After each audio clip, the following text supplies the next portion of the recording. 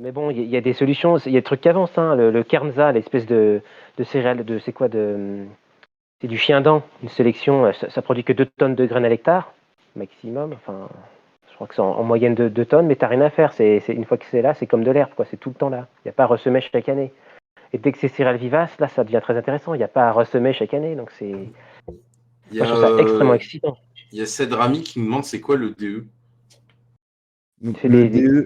le DE, c'est affilié à la Chambre d'agriculture, c'est affilié à la MSA, à la SAFER.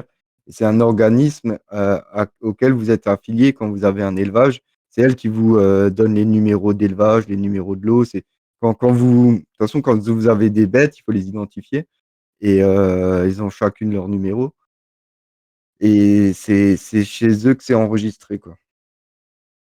Vous êtes obligé, vous pouvez pas avoir une chèvre sans identification, comme pour un chien, il sera automatiquement référencé. Et pour les élevages, c'est la même chose.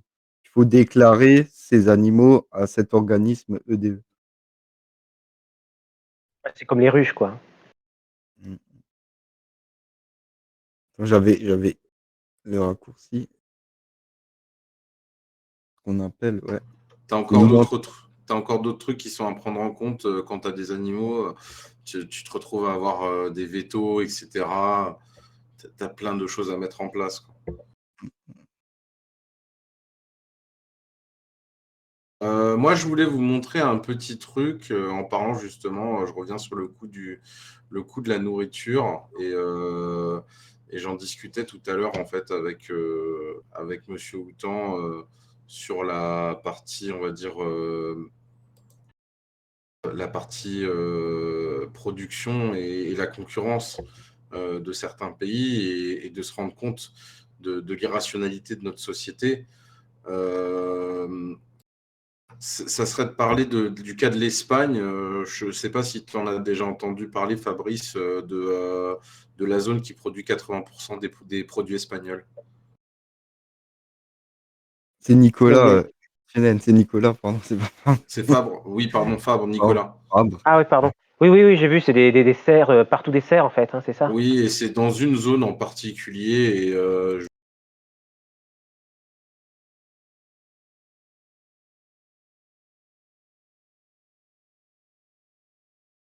Tu parles? oui, Moi, je donnez-moi t'entends. 2 secondes, je vais vous la montrer. Donc là, en fait, ça ne se voit pas trop parce qu'on est comme ça en vue d'échelle. Vous devez le voir normalement en partage d'écran. Je ne sais pas si ça apparaît. Je préfère pas toucher, moi, hein. Non, ça n'apparaît pas. Si ça apparaît Bah, sur EBS en partie haute, tout en haut. ouais. En gros, voilà l'Espagne. Et donc, du coup, si on le met en carte comme ça, c'est un des édifices humains qui se voit de l'espace. Donc, on peut zoomer et on va se rendre compte que dans cette zone-là, c'est que des serres. Que des serres. Et ça représente un truc comme 20 à 30 km de long sur 15 km de haut. Ça représente 4 fois la taille de Paris en termes de serres. C'est que des serres.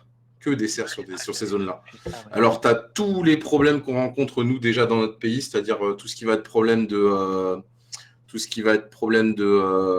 dumping social à base de personnel qui vient d'autres pays parce qu'ils sont moins chers pour les récoltes, mais c'est exacerbé parce qu'ils sont encore moins chers.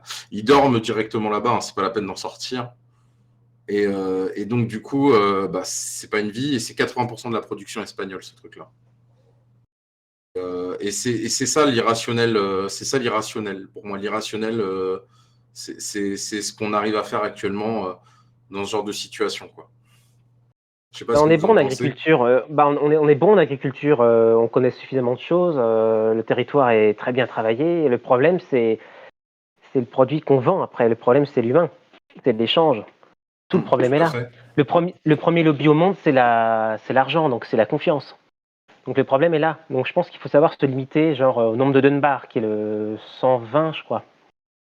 C'est le lobe frontal qui définit la quantité de personnes où on peut entretenir une relation.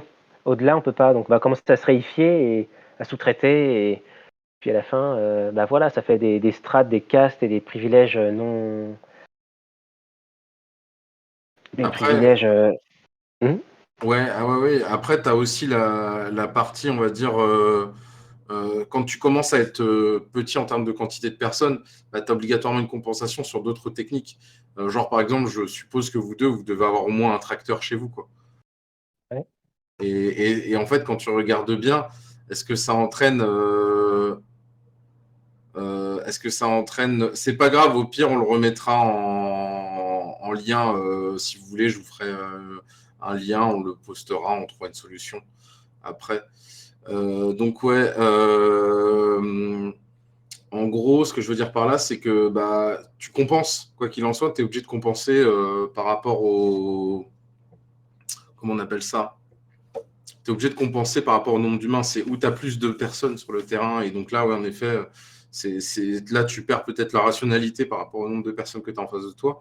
Et dans l'autre cas, bah, si tu t'isoles et que tu décides de mettre moins de monde, la contrepartie, c'est que tu vas mécaniser, tu vas être obligé de traiter. Et ça, c'est problématique aussi. Tu vois, il y a un mix entre les deux qu'il faut réfléchir. Bizarrement, les petites exploitations sont plus productives que les grosses. Et plus ils sont gros, bah, à part les céréaliers, ils galèrent parce que ça coûte très très très très cher leur matériel. Et du coup, ils sont toujours ils sont limite toujours au RSA en fait, mais ils ont des très gros investissements. Et c'est comme si tu rames à contre-courant et t'avances, ouais, à peine quoi, à chaque fois. Mais tu brasses énormément d'argent, hein. C'est comme, je sais pas, les médecins, tout ça, ils brassent des thunes, mais ils ont, enfin voilà, on est ultra pompé hein, en France, même les agriculteurs. On devrait être les plus souverains, les plus autonomes, ceux qui ont besoin de moins d'argent en fait en tant qu'agriculteurs, mais c'est tout l'inverse quoi. Ça devient Ouais. n'importe quoi, tout est inversé. Tout est à cause des villes, hein. Les gens qui vivent en ville, ils génèrent un monde hors sol et tout est à l'envers, hein. Ça va être dur de remettre de l'ordre là-dedans, hein. Enfin, Moi, je suis très inquiet. quand tu appelles la faute des villes, tu estimes que c'est à partir de quand qu'une ville est problématique? Bah, à partir du moment où ils ont fait de la révolution anglaise, hein, la révolution industrielle, puis ensuite française, tout ça, à partir du moment où on amène des gens des campagnes pour aller bosser dans les usines. Non, Parce parce que que, quand tu regardes bien, le vrai souci, ça va être, comment on pourrait dire ça? Euh, Tu sais, c'est déclaré énergétiquement, en fait, une ville n'est pas obligatoirement et même moins polluante que la campagne en dessous d'un certain cas. Et le cas où ça change, c'est le moment où tu as un aéroport. C'est l'aéroport qui ouais, change la donne et qui rend les villes ultra consommatrices en énergie. En soi, Paris, par exemple, il faut se souvenir d'une époque où Paris, en fait, était entouré à une époque. une couronne Ouais, maraîchère et tout a été détruit pour mettre des ensembles de HLM, etc. Et comment dire, construire derrière la couronne périphérique et autres. Et là, on a commencé à exporter de beaucoup plus loin. Tu as d'autres phénomènes qui se sont mis en place à Paris qui rend la ville encore moins efficace. Quand il y a eu le confinement, le premier confinement, on a eu le souci des apports de tout ce qui va être nourriture, etc. On se faisait, je veux dire, il y a eu des soucis d'approvisionnement très très rapidement, hein. Paris, 3 jours. Si vous approvisionnez pas Paris, Paris est vide de nourriture en fait. Il n'y a plus rien. oui, avant la Révolution française, toute l'armée de réserve, elle servait seulement à, principalement, empêcher les marchands de spéculer sur la nourriture. Donc c'était d'abord la population qui allait au marché, puis après c'était avec les surplus qui restaient du marché que les commerçants pouvaient acheter pour après revendre, quoi, spéculer. Mais l'armée de réserve servait uniquement à empêcher ça. Maintenant, il n'y a rien qui les empêche, c'est devenu même l'économie transnationale. Le champ de blé est vendu déjà à l'avance, il est déjà en train d'être tradé, quoi. Bah, ça, c'est un vrai souci sur lequel on peut revenir au niveau des agriculteurs. Et tu vois, c'est ce que je dis, quand la nourriture est pas chère, c'est qu'en fait, le vrai souci, c'est là actuellement, par exemple, le blé est très très cher. Donc ils le vendent bien. Mais si, par exemple, ils ont fait leur stock de produits phytosanitaires, donc d'engrais et autres, à l'avance, parce que là, les prix des produits phytosanitaires a littéralement explosé. On est passé c'est un rapport de 1 pour 7, je crois, à peu près, ou de 2 pour 7 au niveau des produits phytosanitaires dans ce genre de situation. Et donc, moi, je vois le truc autrement. Je me dis juste que quand tu regardes bien les productions comme ça, bah, tu vois, c'est de la spécule, et ils vendent quand il y a de la spécule à leur avantage à eux. Et quand il n'y a pas l'avantage, bah, tu te retrouves avec des crises comme la crise du lait qu'il y a eu il y a quelques années en arrière, où il y a eu masse d'agriculteurs qui se sont suicidés parce que fallait rembourser les traites, parce que ça fait partie des autres secteurs d'activité où tu as des forts investissements, tu as de gros investissements qui sont mis en place, quoi. Donc, je veux dire, le monde en fait agricole, il est pas payé en fait à sa juste valeur. Et quand moi je dis payer à sa juste valeur, je trouve ça complètement hallucinant, parce que l'argent en lui-même, finalement, ça devrait même pas être le cœur de la guerre en fait. Oui. Bah oui, tout à fait. Tout à fait. Le problème, c'est les intermédiaires. C'est les marchands, et finalement, c'est les gens qui ont besoin des marchands, c'est les gens dans la ville. Ils dépendent du mec qui va lui vendre le blé, ce ne sera pas l'agriculteur. D'ailleurs, les Le problème est là. agriculteurs en eux-mêmes commencent à faire que beaucoup de ventes en fait.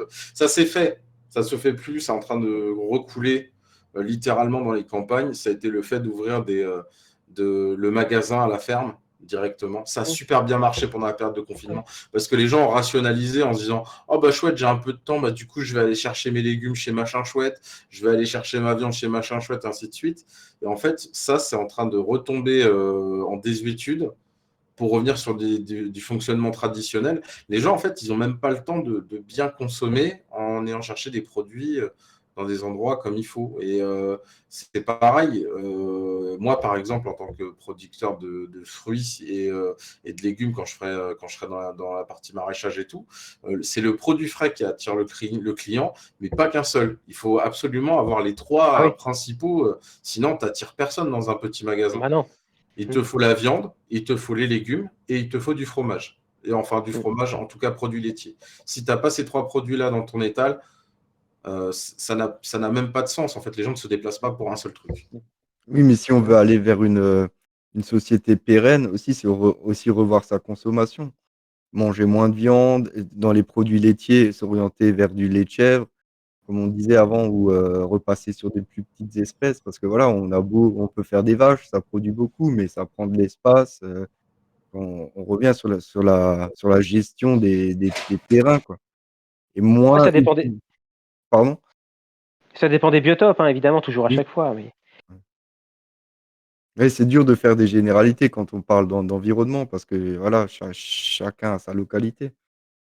Mais bon, le constat est là, de tout ce qu'on a évoqué avant. Le constat, c'est que ça ne fonctionne pas, et que voilà, aujourd'hui, chacun doit se responsabiliser dans son action qu'il veut faire, ou le besoin fondamental de l'homme, c'est quoi? C'est se nourrir et s'abreuver. On a un peu de chance, l'eau tombe du ciel et elle est présente dans la nappe phréatique.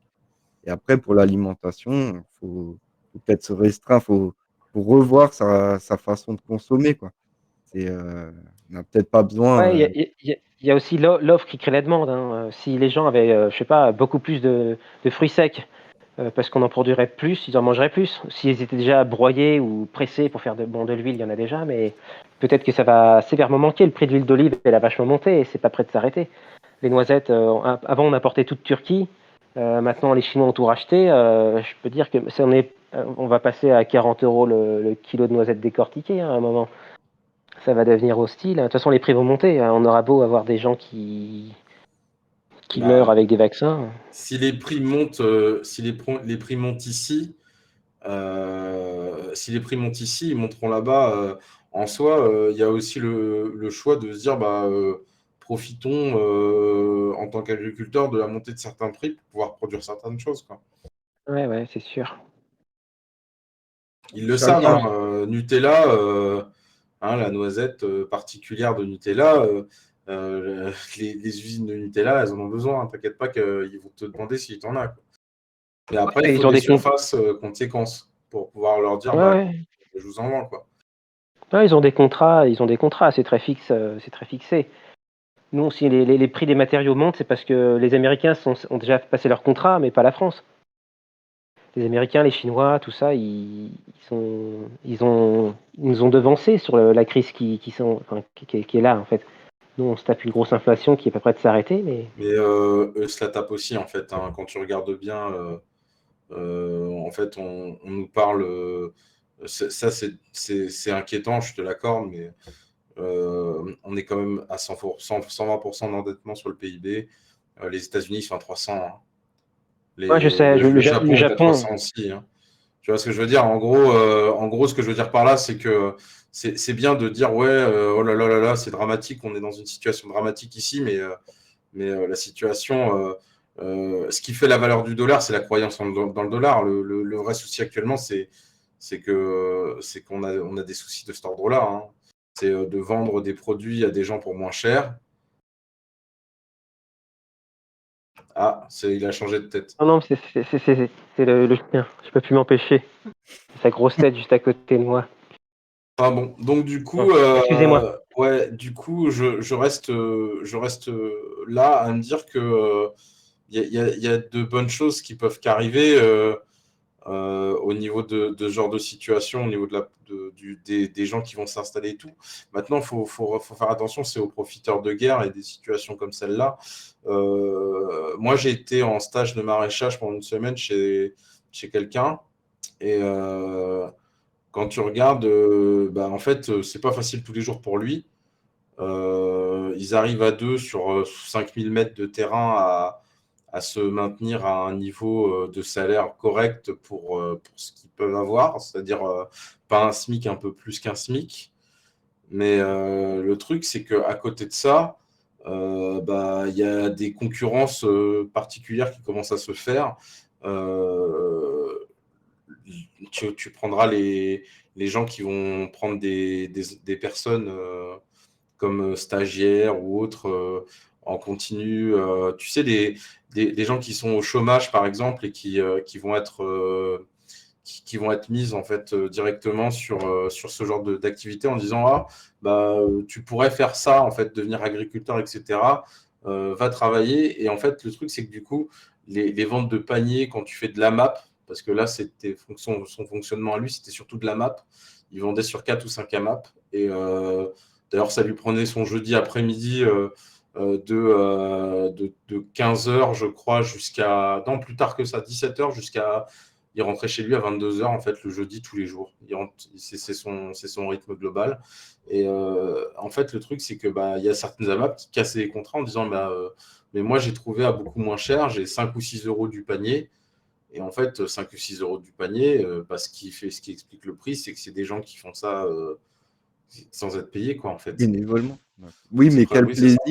quel plaisir aussi de pouvoir de se sentir pas utile, mais dans le faire. Ouais, Voilà, c'est gratifiant pour soi-même de peut-être pouvoir manger ce qu'on produit, au-delà même d'être agriculteur, hein, pour que tout un chacun puisse un peu faire ses, c'est une autre valorisation de l'humain de pouvoir planter, récolter ce qu'on sème, ou même fumer son propre tabac. Il y a rien de plus simple. Bon, peut-être que l'Alsace, c'est une terre à tabac, mais je veux dire, il y a rien de ça pousse, je dirais comme de la mauvaise herbe, le tabac ici et puis, voilà. Alors qu'on a le confort de se dire: «Oh, c'est plus facile, c'est moins chronophage que d'aller au tabac et puis d'acheter son paquet», mais Heu, c'est je sais pas, c'est un sentiment de bien-être que de pouvoir fumer, son propre tabac ou, manger les poireaux, moi je dis: «Il faut exploiter, faut voir autre chose», ou comme j'ai mangé des poireaux récemment, on a pris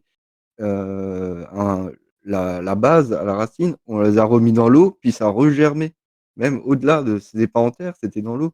Dire que chacun c'est le message que peut-être qu'on peut délivrer ce soir, où chacun peut faire sa part vers c'est rien du tout, ça peut être que symbolique, mais si chacun symboliquement se met à même récupérer une graine du fruit qu'on mange et puis le planter, voir si ça pousse, même si ça donne rien. Le geste et la symbolique, elle est là, cette démarche du faire soi-même, même ça n'a pas d'impact réel, mais l'intention est là et peut-être que derrière, machinalement, ça peut nous motiver à faire quelque chose d'aller vers l'autoproduction.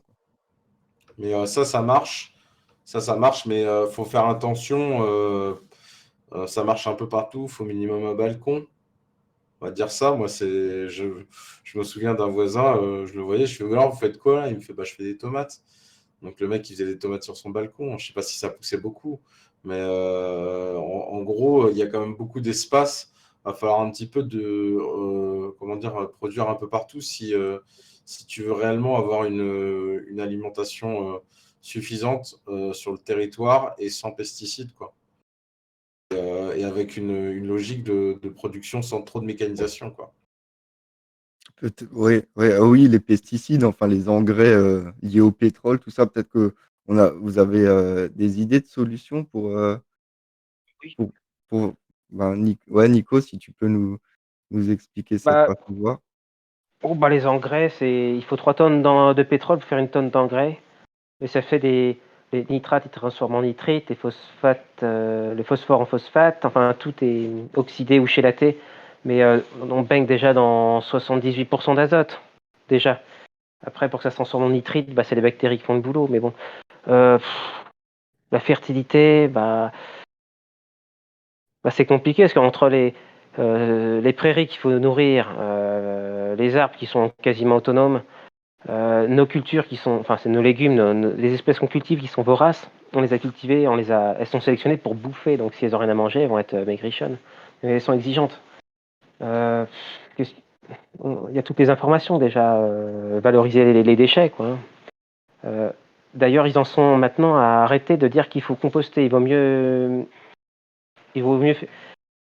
regarder Vers de Terre Production, il parle de la fertilité mieux que moi, hein. Ça fait un espèce de M. C'est-à-dire qu'il faut qu'il fasse chaud et humide. Donc au printemps, à un moment, quand ça fait bien chaud, c'est parfait. Après, ça décline à cause de la sécheresse. Et puis après, ça revient en automne, mais ça périclite à cause du froid après. On n'est pas dans les pays tropicaux où c'est tout le temps tranquille. Donc on a 2 vagues de fertilité, il faut surfer dessus, mais si on en sert et qu'on arrose bien, c'est tout le temps, pratiquement toute l'année, au top, hein. C'est pour ça, pour être autonome, une serre, c'est presque indispensable. Après, ça C'est pour dépend ça où. que Ça dépend vraiment où, parce que en Hauts-de-France, la production, c'est pas de janvier à décembre, hein. Il n'y a pas assez de soleil, tu vois.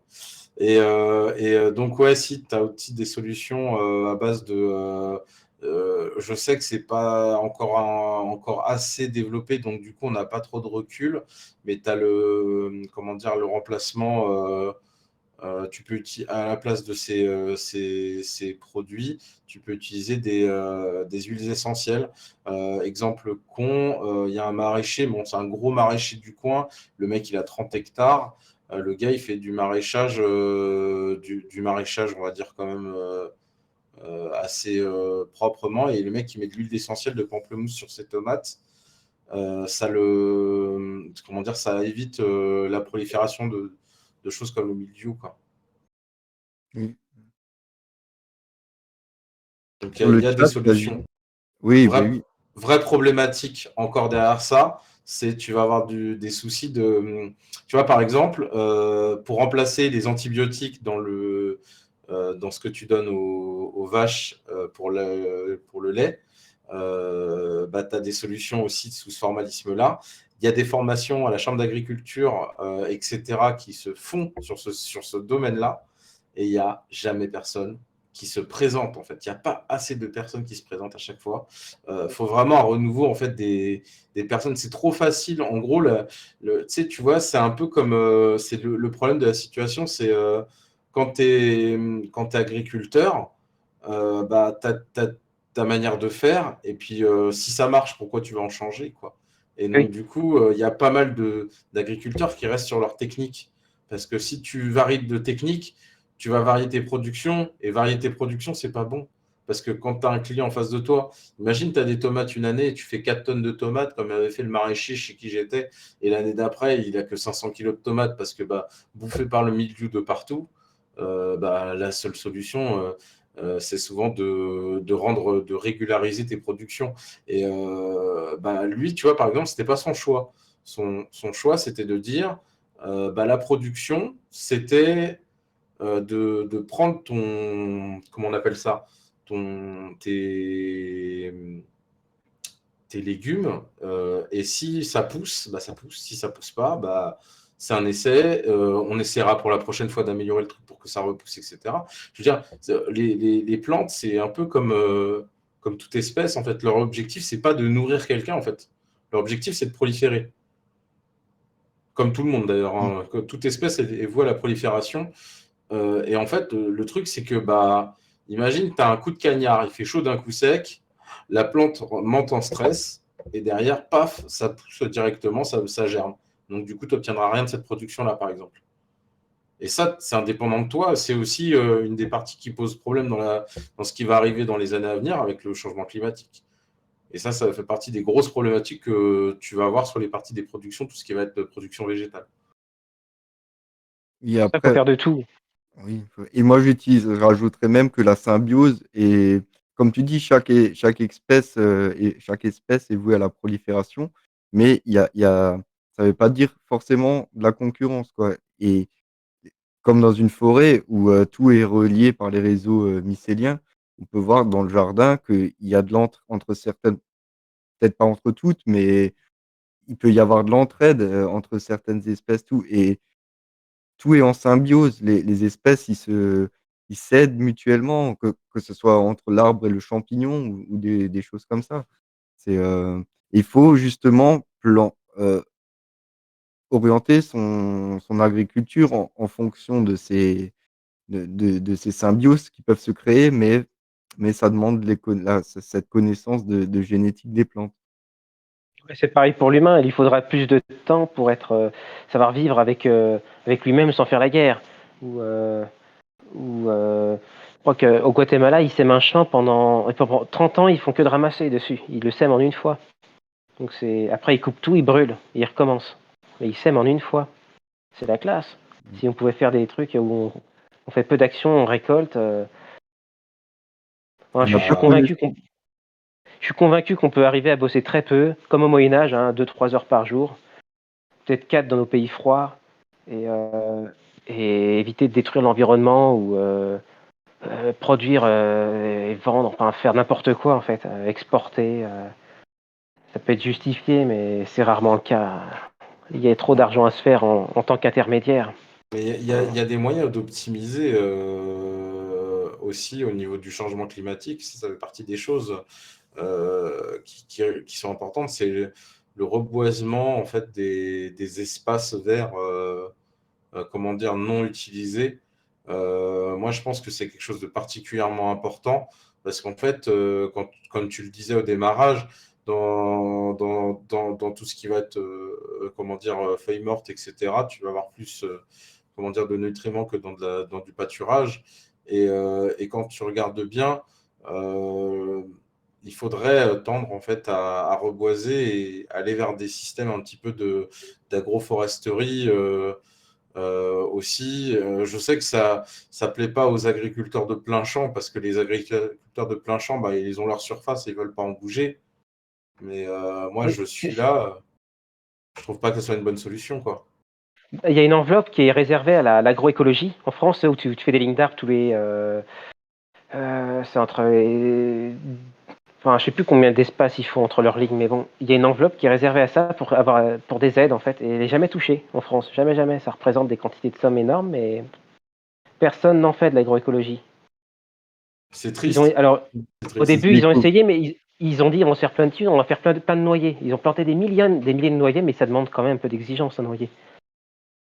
Le bois de noyer, tu sais, le fût, le tronc d'un noyer, ça coûte, c'est super cher. Donc ils ont fait du noyer à bois, cultivé in vitro, qui fait pas de noix. C'est du noyer à bois, ça s'appelle. Ouais. Et comme c'est juste des céréaliers, des agriculteurs, ils sont pas mis à arroser, ils ont pas fait ce qu'il faut. C'est particulièrement exigeant le noyer, il faut pas se rater. Et du coup, gros échec, et on s'est jamais relevé de ça, hein, on en est resté là. L'agroécologie en France, c'est resté à des lignes de noyer qui ont séché, quasiment. Il n'y a que très très peu d'exploitations qui pratiquent l'agroécologie, quoi. C'est ahurissant, ahurissant. Le retard qu'on a par Et rapport aux pays anglo-saxons. et tu as ça aussi, moi je vais parler, je vais décaler dans un autre pays encore, au niveau du Portugal, pays qui a été très très réputé et très connu pour sa culture de l'eucalyptus. Eucalyptus, arbre qui pousse très très vite, mais la particularité c'est qu'il y a une surconsommation d'eau. Et encore une fois, ça fait aussi partie des autres problématiques qu'on va avoir dans les années qui arrivent, c'est en fait la gestion des eaux qui vont tomber. Parce que le souci avec le changement climatique, c'est que tu vas avoir des périodes où ça va beaucoup tomber, des périodes où ça va peu tomber. Et donc, du coup, il va falloir une logique de gestion des arrivées d'eau en fait sur le terrain. Ça a été un des choix qui m'a vraiment fait choisir le terrain sur lequel je suis, c'est que j'ai un rue qui le traverse. Un rue, et donc du coup, je suis en train de voir avec la direction départementale des territoires, autre organisme hautement problématique pour les agriculteurs, pour tenter d'installer en fait un étang pour pouvoir récupérer l'eau de ces périodes-là où il y aura beaucoup plus d'eau que de certains autres moments pour pouvoir continuer à irriguer mes exploitations, mon exploitation. Bah, il faudrait arriver à équilibrer toujours le mélange forêt-prairie. Ils ont remarqué que les légumes, même les légumes fruits et les légumes feuilles, ça doublait leur rendement dès qu'ils ont 30% d'ombre. Donc c'est pas le plein soleil qui va les faire le plus pousser. C'est paradoxal, hein. Je pensais que c'était plus t'en mets, plus ça donne. Puis en Ben, fait, non. c'est un peu ce qui se passe. C'est pour ça que quand tu regarderas justement en Espagne, là, ce que j'avais montré, bah, en gros, c'est pour ça que ça représente 80% de la production de maraîchage de la zone. C'est vraiment parce que, je veux dire, tu as besoin de soleil pour lancer le truc. Après, je suis pas certain que ça soit obligatoirement, comment dire, La le lumière, c'est climat, pas pareil. Oui. ouais, le climat est pas le même que chez nous, quoi. Déjà, tu vois, déjà ils sont plus concurrentiels que nous par rapport à leur climat. Mais l'autre problématique, ça va être en effet, oui, les zones de soleil, etc. Moi, ce que je regardais souvent au niveau de ce qu'ils proposaient là, dans le stage là, que j'avais fait, des tomates brûlées, tu en avais plein en serre, hein. La serre, il y a des endroits, ça brûle, hein, c'est pas la même chose, hein. Ouais, c'est la maladie du cul noir, c'est à cause des changements de température brusques. Ouais, c'est ça. Après, il y a un truc qu'on oublie de dire, j'en reviens à la fertilité, c'est le CO2 qu'il y a dans l'air. Dans une prairie, ça produit 8 tonnes de CO2 par les bactéries qui sont les 3 premiers centimètres du sol. Et ils ont remarqué que l'intérieur des haies, ou dans les forêts, des endroits où il y a de l'ombre, et ben l'herbe, elle pousse plus, alors que ça devrait pas. C'est pas le plein sud. Toute l'herbe au nord, elle pousse mieux. Tu regarderas. Et c'est parce que il y a moins de circulation d'air, c'est plus protégé. Du coup, le CO2 reste plus longtemps et du coup, les plantes en profitent plus, tout simplement. Donc, si on fait des coupes-vents, des trucs comme ça empêche le CO2 d'être chassé parce que c'est un gaz lourd, hein, mais il est vite emporté. Et s'il reste longtemps au sol, bah, ça profite aux plantes. Voilà, enfin, on suppose que c'est ça. Les Anglais qui font des petites buttes surélevées, là, des fois ils mettent des petites barrières en plastique, comme si c'était des animaux en fait qui doivent pas s'évader. Et c'est pour empêcher le vent, en fait, ça séquestre le CO2. Et du coup, bah, ça stagne là-dedans comme une bassine, et puis les légumes poussent plus, ils ont remarqué. C'est des petits détails, hein, c'est peut-être du 10-20%, mais c'est pas rien finalement sur des grosses cultures. Alors que c'est juste des coupes-vent, quoi. J'ai pu observer, maintenant, au début, je faisais que du jardin. Je me focalisais sur les légumes. Après, j'ai mis un arbre, j'ai vu que ça poussait mieux. Et après, la seconde étape, ça a encore été de faire plutôt un jardin potager. Et j'ai Mm. vu peut-être l'incidence, je sais pas, mais peut-être que lier les fleurs et les plantes non comestibles avec certains légumes, ça crée une plus grosse cohésion dans le sol. Mm. Ouais, Ouais, il y a tu as des le fait plantes qui de sont très. mélanger. Ouais, c'est ça, tu as le fait de mélanger sur tes productions, comment dire, en mettant plusieurs variétés aux mêmes endroits, tu peux réussir en fait à, comment dire, à améliorer tes rendements de production par rapport aux apports de chacune entre elles. Ce que tu voulais Ah, dire j'ai vu. peut-être? Sabre. Mmh, mmh, mmh, mmh. Ouais, c'est pas ce que j'ai vu dans des études apparemment. Alors je crois que le plus flagrant c'est le tournesol quand tu le mélanges les variétés. il perd 47% de rendement par rapport à si tu mettais que la même variété. Alors, c'est comme si, enfin, je parle des variétés, hein, pas des différentes espèces. Oui. Les différentes espèces, c'est vertueux parce que bon, ils vont avoir des enracinements différents, puis le prédateur, il va un peu se perdre là-dedans. Mais si tu, je sais plus où je voulais en venir. C'est Euh, surtout les. Est-ce que tu parles de tournesol, de plusieurs variétés de tournesol au même endroit, c'est ça. ou est-ce que tu Ouais. parles de. Moi, nous, on parle plutôt de, tu sais, de production où, par exemple, tu allies 3 types de variétés différentes. Pas obligatoirement du Ah, tournesol au même endroit. Évidemment, le truc, c'est que du coup, ça se fertilise pas pareil si tu mets 3 ou 4 types de tournesol au même endroit. Évidemment, ils se fertilisent peut-être pas pareil, donc du coup, t'as pas obligatoirement. Là, ça semble peut-être plus compliqué. non, non, apparemment, c'est pas une histoire de fertilité, c'est une histoire de compatibilité. C'est comme les humains, quand ils sont très proches génétiquement, ils font plus de petits parce qu'ils se font plus confiance. Tu sais, quand ils se reproduisent entre cousins, là, comme les Turcs et tout ça, en fait, ils C'est font plus. étrange comme. Ah ouais, mais bon, entre les plantes, c'est pareil. On fait plus vite de petits si on est génétiquement proche. Plus on se fait confiance, et plus on se reproduit, en fait. C'est bizarre. Ouais, Les gens, je suis pas tu vois, certain de ça. Je suis pas certain de je ça. pense que, je pense que plus L'analogie t'augmentes est pas bonne à mon avis. attends, j'ai un autre exemple. Plus t'augmentes le cosmopolitisme, et ben, moins les gens se disent bonjour dans la rue. Tu te souviens pas quand Euh, t'étais petit, les gens se disaient bonjour dans la rue? Pas obligatoirement tout le temps. Ouais, bah évidemment, mais bon, maintenant c'est fini, hein. Tu vas à Paris, dans les grandes villes, terminé, hein. Tu vois la gueule de l'autre, c'est bon, tu regardes tes pieds. Ouais, Tout le mais monde fait pareil. Après, est-ce que c'est la société qui fait ça plus qu'autre chose? pour On revenir à une s'éloigne question du du domaine chat, de l'agriculture, à mon avis, là. Hein. Je sais pour pas. revenir, ouais, on s'éloigne un peu du sujet, mais pour revenir à une question du chat que j'avais vu passer de JC, il nous demandait si on avait déjà vu le lien entre les groupes sanguins et l'alimentation. Alors, Ouais. je- ouais, perso, pour ma part, j'ai déjà lu plusieurs livres sur le sujet. Après, il y a beaucoup d'études, ça vient des Japonais à la base, mais il y a beaucoup Il y a d'études. docteur Gernez.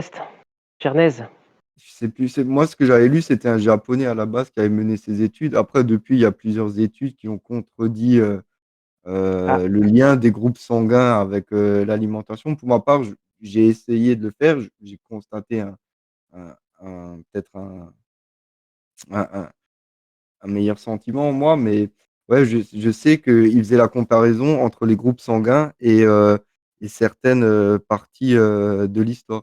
Il disait le groupe sanguin O serait plus amené à avoir une alimentation de chasseurs-cueilleurs. C'est au mm, fil des temps, les groupes sanguins se sont peut-être développés comme ça. Ils ont fait des recherches sur la génétique de ce qu'ils ont trouvé. Le groupe sanguin A serait plus amène de consommer des céréales parce qu'il serait apparu au moment de la sédentarisation. Ils ont observé des groupes sanguins B chez les peuples qui descendaient des peuples nomades comme les Mongols, tout ça. Donc, ils seraient plus amenés à consommer du fromage et de la viande. Et le groupe AB, qui serait un groupe sanguin assez récent, il serait amené à avoir une plus grande diversité alimentaire. Je sais pas ce que vous en pensez, mais c'est ce Je que pense que j'avais. c'est toujours très éloigné du sujet de l'agriculture. Ouais, l'alimentation, si, parce que Pour moi, c'est l'alimentation, clairement. Pour moi, on est omnivore. Tu vois, je te dirais bien que j'ai tenté de manger que des légumes pendant une période. Ce qui m'a fait retourner au fait de consommer de la viande, c'est que le fait que bah, tu fais des barbecues avec les potes, et tu vas pas manger un bout de soja passé à la braise, c'est complètement con. Voilà, tu vois, c'est la société dans laquelle on vit qui fait qu'on consomme, qu'on mange comme on mange. Hein. Je te donnerai l'exemple des. Tu sais, il y a une très bonne vidéo de Dirty Biology sur ce sujet-là. Il expliquait le surpoids des gens qui vivent dans les îles du Pacifique, Hawaï et tout ça. Parce qu'en fait, en gros, les gens crevaient sur les bateaux de froid. Ah oui, parce que même en milieu tropical, si tu prends de l'embrun, tu peux mourir de froid quand même.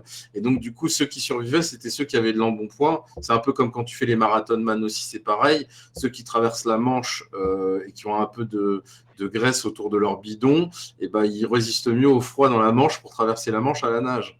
Tu vois, mm, oui, non, il y oui, a, y a aucune. Je veux dire, tu peux avoir des restes de ta génétique, etc.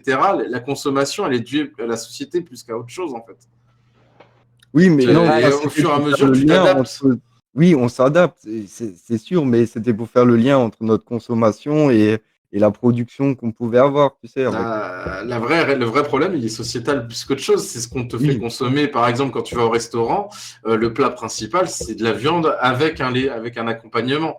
C'est l'accompagnement, tu vois ce que je veux dire? oui, mais peut-être que notre demande est pas forcément en corrélation avec notre besoin. Moi je C'est dis, pas une demande, c'est pas une demande, c'est imposé. j'ai une envie, C'est oui, imposé. C'est parce que imposé. On nous l'impose. Quand tu vas chez McDonald's, on Oui. t'impose ce qu'il y a. Tu vois, tu vois, est-ce c'est qu'on a, c'est un pas. besoin d'aller chez McDonald's? C'est un Mais besoin quand créé. je te donne McDonald's, je peux te donner n'importe quel autre exemple. La réalité, c'est Oui, qu'en bien sûr, fait, mais c'est un besoin qui est créé. ce qui va être important, ça va être la viande parce que c'est le plus cher du truc, en fait. Et le Oui, reste, après, sauf que c'est pas ça. Et d'ailleurs, il y a quand même quelques changements. On peut pas le dire, mais tu vois, par exemple, ne serait-ce que des plats par du filet végétariens, aux tu fiches. commences à en avoir dans toutes les cartes. Mais en fait, tu as un plat végétarien pour 40 plats autres, tu vois. Oui, C'est ça le vrai souci de la situation, c'est qu'on t'impose du coup un choix sur un truc avec de la viande contre un autre choix, ou deux, si. peut-être Moi, trois, j'ai t'as fait de la la chance. démarche de, moi, j'ai fait la démarche je sais pas, de se réfléchir sur notre consommation. Tu vois, on a on a un système digestif qui est proche de celui des grands singes. Quand on observe autour de nous, je pense qu'on ressemble physiologiquement aux grands singes et les grands singes, ils mangent de la viande, certes, mais voilà, ils vont chasser un autre singe une fois dans le mois. Tu vois. Donc, ces besoins-là qu'on a inscrits dans notre inconscient, est-ce qu'on est obligé de les suivre ou on peut faire la démarche de réfléchir sur sa consommation, quoi. On sera toujours tenté de bouffer de la viande parce que les hormones sont dures à créer. Donc, quand on les bouffe de la viande, elles sont déjà dedans. Donc, le corps n'a pas à les créer. Elles sont déjà là. Il C'est y a comme tout notre dans corps est la fait créer. viande. Il y a tout dans C'est la comme... viande. Ouais, c'est ça. Ouais, ouais, Il y ouais, a ouais. tout dans la Donc, viande. bon, Tu très pourrais vivre tentant. en mangeant que de la viande, hein. Il y a Oui, tout oui, bien dedans. sûr. Oui, Sauf que le oui. problème, il est concentré d'une manière qui finalement en fait joue contre nous. Tu vois, c'est un peu comme le plastique dans les océans. En fait, les produits qui sont transmis, en fait, en gros, tu sais, c'est quand tu remontes, alimentairement. Tu sais, dans le règne animal, tu vois, tu as moins de captation dans les végétaux, plus de captation dans ceux qui sont mangés par les végétaux, et ainsi de suite. Et celui qui chope le plus de merde, en fait, c'est celui qui mange celui qui a capté le plus derrière, en fait. Tout à fait. Les Inuits, ils ont le même QI que nous à peu près, mais ils sont plus en retard pour donner la réponse parce qu'ils ont plein de plomb dans le cerveau, quoi. Ils ont une sorte de saturnisme à force de bouffer de la graisse de phoque pleine de plomb, là, ou je sais pas quoi, ou Je crois je pas sais pas trop dans quoi. le QI. Oui, bon, bah, disons qu'ils ont ils peuvent répondre comme toi, là, à la réponse, mais ils vont être un petit peu plus lents par rapport à tous les autres peuples parce que c'est une histoire de saturation dans leur corps il me semble que c'est le plomb, si c'est pas autre Ouais. chose, mais C'est le fait d'avoir capté du plomb par rapport à quoi? c'est ça. Mais à quel Alors Bah, moment moi, ils ce l'ont qu'ils ont capté? mangé, la graisse dans la ils mangent beaucoup de barbac, tu sais? Ouais, bah oui, ils mangent de la viande, oui. Oui, C'est bah oui, ça? parce que c'est compliqué de faire de la végétation là-bas, oui. Je sais, ça pousse pas bien. et voilà D'accord. ce qu'ils consomment des océans, et enfin, ça vient uniquement des océans, ce qu'ils peuvent consommer, et donc c'est assez, ouais, c'est, voilà, les poissons ou les phoques qu'ils peuvent consommer, ils sont pas sains, quoi, dû à toute la pollution qui est générée, enfin, à notre système sociétal qui génère toute cette pollution, quoi. Et c'est à en revenir, enfin, et on peut revenir à réfléchir sur la consommation et sur notre production de déchets. Il y a rien Ouais, de il faut plus tout remettre simple. en Oui, mais il y a rien de plus simple que de faire sa lessive avec du lierre. Le lierre, ça pousse partout, c'est simple. Vous faites bouillir du lierre, 50 feuilles de lierre dans 1 litre d'eau, vous avez une lessive. C'est, mmh.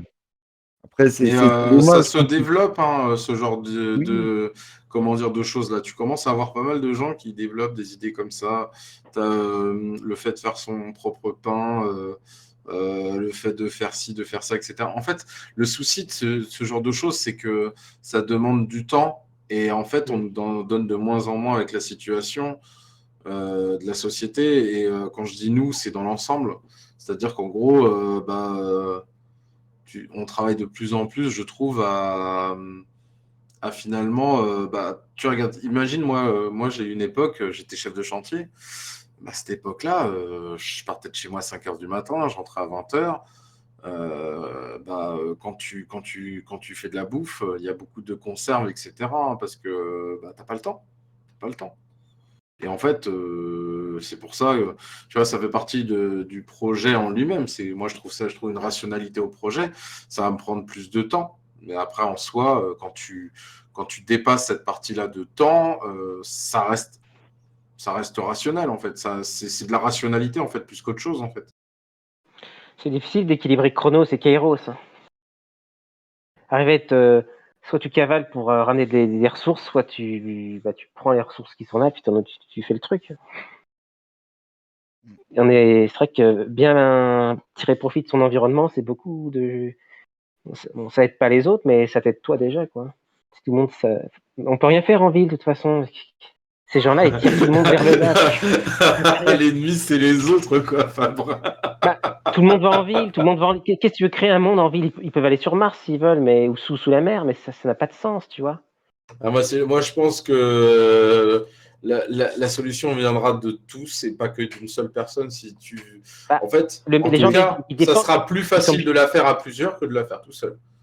ils Donc, sont en obligés soi, d'esclavagiser, ils sont obligés de faire bosser des machines ou des gens à leur place pour rester en ville, en fait, à faire du secteur tertiaire, tu sais, des services. Donc ça, c'est un serpent qui se mord la queue et puis il faut plein d'esclaves pour te faire tourner le machin. T'as un tiers des métiers qui sont purement administratifs. Enfin, c'est une usine à gaz, le machin. Ça pollue. Enfin, moi, je trouve que ça pollue. Les gens se déplacent pour rien. Ils s'achètent des trucs. Ils tournent en rond pour rien là-dedans en ville. C'est une catastrophe. Et pour moi, c'est un artefact préhistorique, forcément. Ça, tu peux pas durer dans le temps, ce machin. Ou alors, ça va tout recouvrir la planète. Et oui, il faudra se casser un moment, tellement on aura tout détruit. Non, le de seul toute moyen, c'est de. façon, Il on se faut se cassera un moment. réétaler dans. Bah, pas forcément. Enfin, moi, je reste. Enfin, je suis pas sûr. Oui, bah, peut-être un moment, oui, mais Quand tu à auras cause d'un des moment. endroits qui seront trop chauds, tu seras obligé de partir. Oui, bah, comme on a toujours fait, on s'est toujours déplacé quand il y a une ère glaciaire ou un pépin. On se Ouais, mais ça déplace. se joue, Voilà. ça se joue de la faute à qui, en fait, plus que des gens qui vivent en ville. Ah bah, quand c'est des gros trucs comme ça, bah, et au lieu de faire les cons avec l'argent, là où bah, on devrait prévoir le coup, quoi, au lieu de se tirer la bourre entre nous, on devrait collaborer pour prévoir justement des cataclysmes, tu vois, en créant des trucs sous terre ou des serres enterrées, tu vois, des trucs qui sont plus résistants ou des trucs qui flottent, tu vois, qui résistent à des inondations, des trucs amphibiques. Au lieu de se faire Il y tous. a Cédric, il y a Cédric, excuse-moi si je prononce mal, qui souhaiterait intervenir. Qu'ils puissent monter. Je vais le faire monter. Bonsoir Cédric. Salut. Il souhaiterait intervenir. Yep. Ah, on t'entend mal par contre. Allô? Bonsoir Cédric. Oui, bonsoir. J'entends à fond, faut que tu coupes ton retour. T'as le retour de YouTube peut-être. Ouais. Ah, ouais, attendez, je coupe. Hop là, vous m'entendez? On t'entend Oui, mieux. on t'entend. Tac. Ouais, alors c'était juste deux, trois trucs, précision ou machin. Alors du coup, il y a déjà sur l'agroforesterie. Alors juste attention, agroforesterie, c'est pas pareil que l'agroécologie. Enfin là, l'agroforesterie peut faire partie de l'agroécologie, mais voilà, l'agroforesterie, c'est vraiment précisément les arbres, que l'agroécologie, c'est plus global. Et après, si ça vous intéresse, il y a Agroof, A-G-R-O-O-F, qui est une association justement sur l'agroforesterie, qui fait des formations donc, à destination paysans-paysannes. Et bah, peut-être plus pour donc, Fantasme Goguenard aujourd'hui. Ouais. Il y a effectivement, je crois, il y a des gros travaux qui sont faits sur le maraîchage, agroforesterie maraîchère, quoi. Ouais, tu vas aussi avoir tout ce qui est production, comment dire, dans des sous-bois. C'est Les forêts, les forêts végétales, ce qu'ils appellent les forêts forêts comestibles. nourricières. Et les forêts comestibles, ouais. Mm. Où tu vas avoir plein de systèmes comme ça. Ça fait partie des choses que j'aurais voulu. Je pense qu'il y aura sûrement une zone comme ça sur mon terrain où il y aura un circuit où les gens ils pourront circuler et voir de la consommation, c'est des trucs à consommer qui sont dans une forêt comme ça ce moment-là. Yep. Et là, tu vois, là, tu n'as pas de rendement. Et ça, c'est un truc que j'aime beaucoup dans les forêts comestibles. C'est le fait de dire, ah, pop, on arrête, pas de rendement. Ça produit, ça produit. Ça produit pas, mais on ne vous donnera pas de chiffres. Ok. Et ça, j'aime beaucoup. Ouais. Il y avait aussi, alors sur le mélange variétal, alors moi j'avoue que l'étude là sur les tournesols, ça va à l'encontre totale de de ce qui se fait en fait. Justement, en fait, normalement, l'intérêt d'avoir plusieurs variétés d'une même espèce, c'est que les variétés elles vont avoir des résistances, des rendements, des trucs assez différents. Et en fait, le fait de mélanger plusieurs variétés dans un champ, en fait, ça va, on va dire, la rendre plus résiliente. Parce que si par exemple il y a une maladie X, on va dire qu'il y a certaines variétés qui vont être plus sensibles, mais il y en a d'autres qui vont être plus résistantes. Du coup, globalement, dans le champ, en fait, ça va un peu tamponner. Que si on a une même variété, si elle est sensible, bah, du coup, c'est tout le champ qui va être contaminé. Donc, en fait, Mhm. normalement, nous, c'est ce qu'on essaye de faire, justement. Enfin, moi, je suis en céréales. Voilà, j'ai 5 variétés de blé dans mon champ. Et ouais, dans ces trucs-là, en tournesol, tu as les variétés population, en fait, qui sont des variétés. Un peu Tu as combien souche. de surface, toi, en agricole, du coup, Cédric? J'ai 19 hectares. 19 hectares et tu fais que du céréal, du coup? Non, bah non, du coup, moi, je fais rotation. J'ai blé, légumineuses, tournesol et des prairies. Tu fais quoi comme légumineuse sans indiscrétion? Alors là, j'ai pois chiches, normalement. Puis après, mes prairies, c'est du trèfle avec du raie gras. D'accord. Ouais, en gros, pour revitaliser un peu ton sol, quoi. Ouais. Puis bah ouais, du Ok. coup, ça revient un peu dans les trucs. Enfin, je sais pas, je crois que vous êtes passé un peu à ce sujet sur la fertilisation. C'est vrai qu'il y a tout ça. Il y a le fumier, il y a les légumineuses, il y a les engrais verts, il y a toutes les techniques culturelles simplifiées. Tu mets de l'engrais ou pas, toi, de ton côté? Bah, j'aimerais bien mettre du fumier à un moment, mais j'avais mis de l'engrais bio une fois, mais on va dire, c'est moins intéressant que le fumier. Parce que C'est ça, le rapport qualité-prix, c'est ça qui pose problème? alors il y a ça, mais c'est aussi, enfin, le fumier, ça va faire amendement et engrais. Du coup, Mhm. voilà, ça apporte la nourriture et en plus, ça structure, enfin, il y a un effet sur la structure, sur l'humus du sol, qu'un engrais, c'est vraiment juste de la nourriture. Donc ça n'a pas forcément, voilà, soit moins d'intérêt, on va dire, qu'un fumier. Autre question qu'on peut se poser qui est intéressante quand on est agriculteur, c'est le retournement des sols. Est-ce que toi, tu retournes les sols ou pas? Là, oui, parce qu'alors en bio, du coup, le labour, on va dire, c'est la meilleure, entre guillemets, technique de désherbage, en fait, connue. Vu qu'on n'a pas le droit au Roundup, aux autres désherbants de synthèse. Donc c'est vrai que c'est plus difficile, en fait, de ne pas travailler son sol en bio. Mais moi, j'aimerais tendre à ça, travailler ouais, le moins possible, essayer d'éviter les labours le mieux possible pour effectivement avoir un sol, avoir un meilleur sol, quoi. Ouais, ça fait partie des trucs, tu vois. Moi, c'est pour ça d'ailleurs que je suis allé faire le stage chez lui, en fait. Bah, je vous donne le nom, c'est Framery, qui est dans l'Oise, Et en fait, lui, comme dans son truc de maraîchage, ce qu'il fait, c'est qu'il motoculte, mais comme il le dit lui-même, en fait, il motoculte avec un motoculteur qui va motoculter sur 10 centimètres. Mm. Et en fait, il le dit lui-même, en fait, il ne cultive pas son sol, il cultive son apport de sol. C'est-à-dire qu'en fait, ce qu'il fait, c'est que bah, tout ce qu'il enlève et qu'il arrache, etc., il met ça sur le côté, etc., ça composte. Ils reviennent avec des brouettes et du coup, ils foutent leurs semences, etc. D'ailleurs, c'est assez particulier à voir. Il avait fait, la première chose qu'il m'a montré, il m'a dit, bah, tu vois, regarde, tu vois, là, c'est du poireau. Tu vois la zone là, eh ben, c'est l'endroit où on a posé le tas de fumier.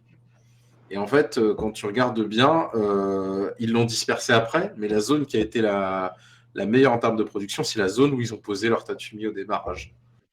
Mm. Ouais. Bah, ouais, le fumier, c'est assez nécessaire. C'est un peu leur bras. Ouais. Et est-ce qu'en bio, les traitements antifongiques sont utilisés sont autorisés sur les céréales? Il y a des traitements qui sont dans le catalogue européen, enfin dans le catalogue bio. Il y a le cuivre, mais alors c'est pareil, le cuivre, c'est pas hyper top quand ça s'accumule dans le sol. Il y a le soufre, je crois, antifongique. Et après, il y a peut-être d'autres produits. Après, je crois que c'est comme Monsieur N disait, il y en a qui commencent à essayer les huiles essentielles, les préparats de plantes, enfin ce qu'on appelle les préparations naturelles peu préoccupantes, PNPP, enfin les purins, les trucs comme ça. Après, voilà, c'est pas forcément hyper développé, vu que ça intéresse pas forcément l'agrochimie.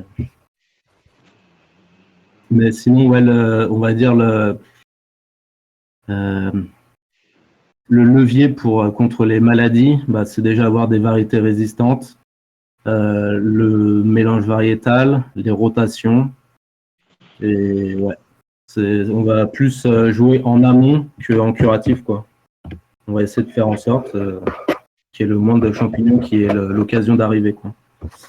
Et est-ce que tu constates une amélioration alors dans la façon de voir la production agricole? Enfin, je ne sais pas si c'est une reconversion ou si tu as mené tes études dans un lycée agricole, mais est-ce que tu constates autour de toi et dans les agriculteurs que tu peux côtoyer une amélioration dans la façon de penser et de voir les choses de façon durable?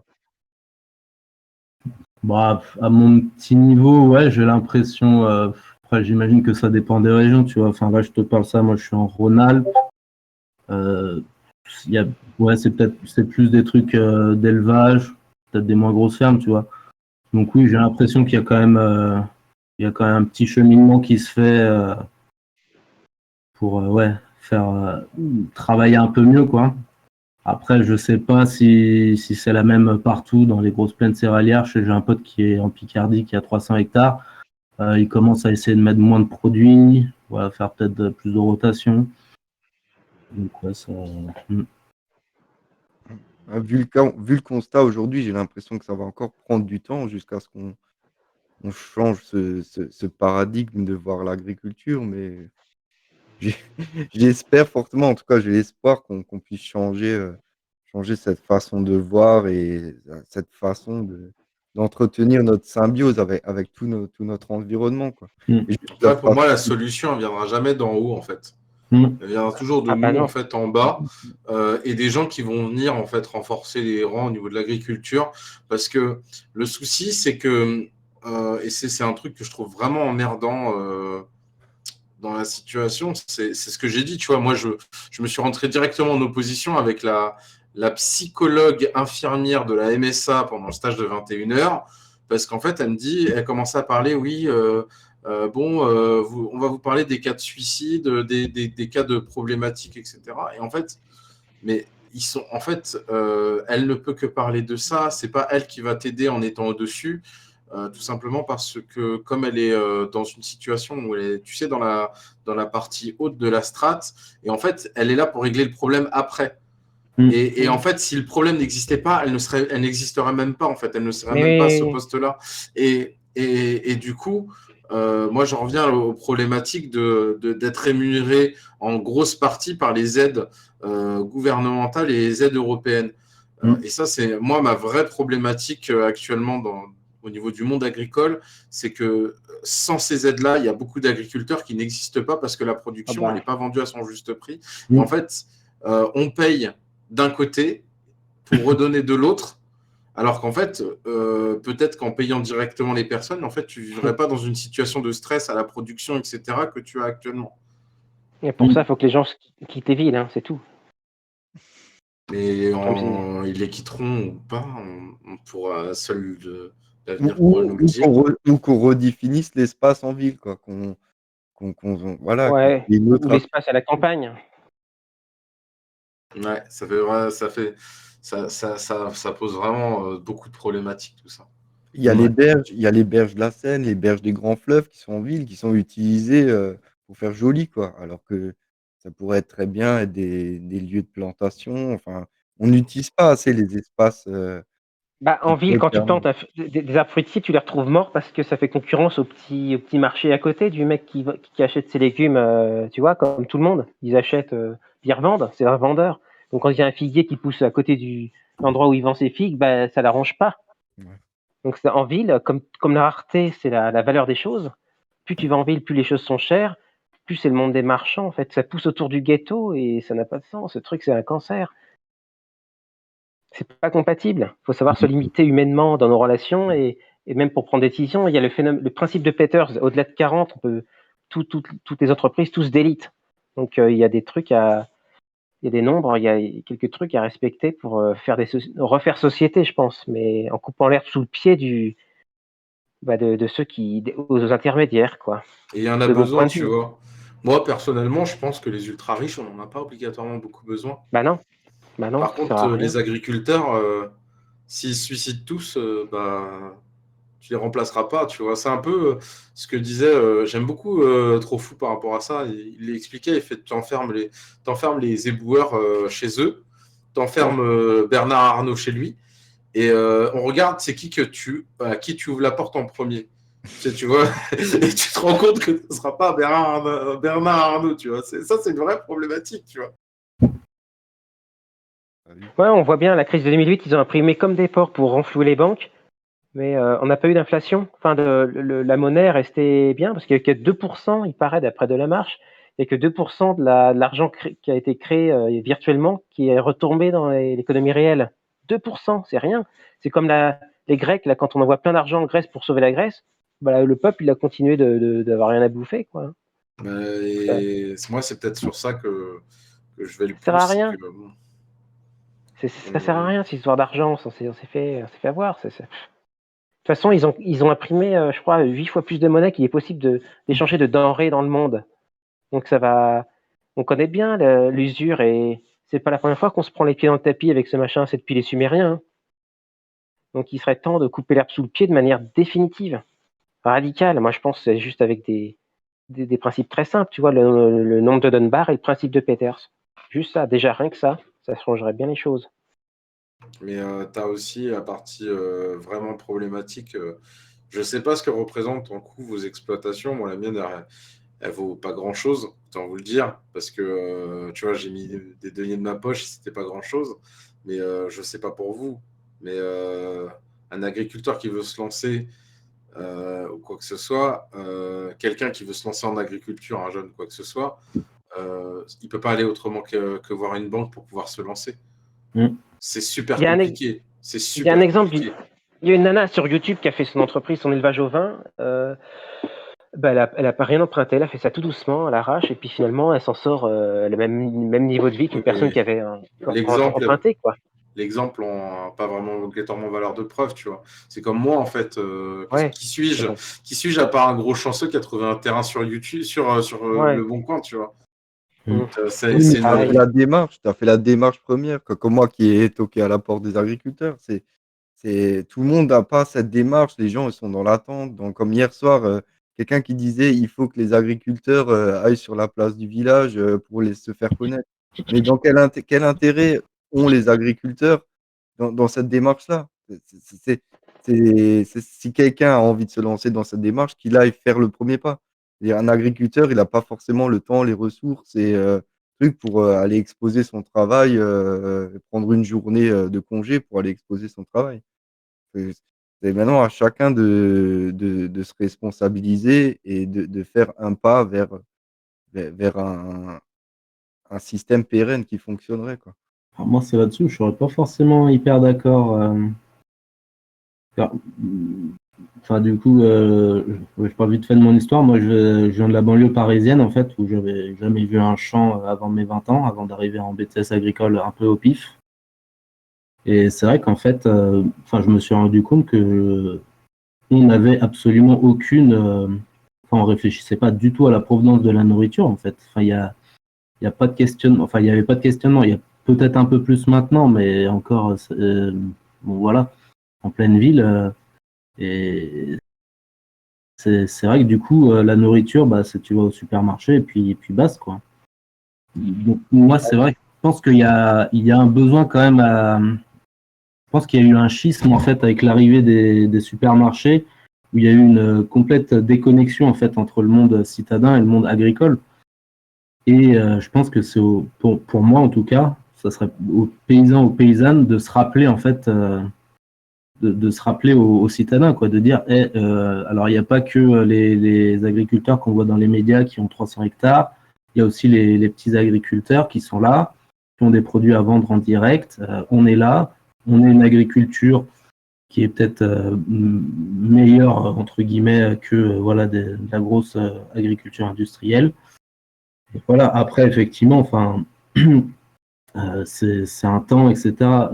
J'avais dit vite fait, il y a de ferme en ferme chaque année qui est organisé où justement c'est un week-end où les fermes ouvrent leurs portes et apparemment ça marche pas mal.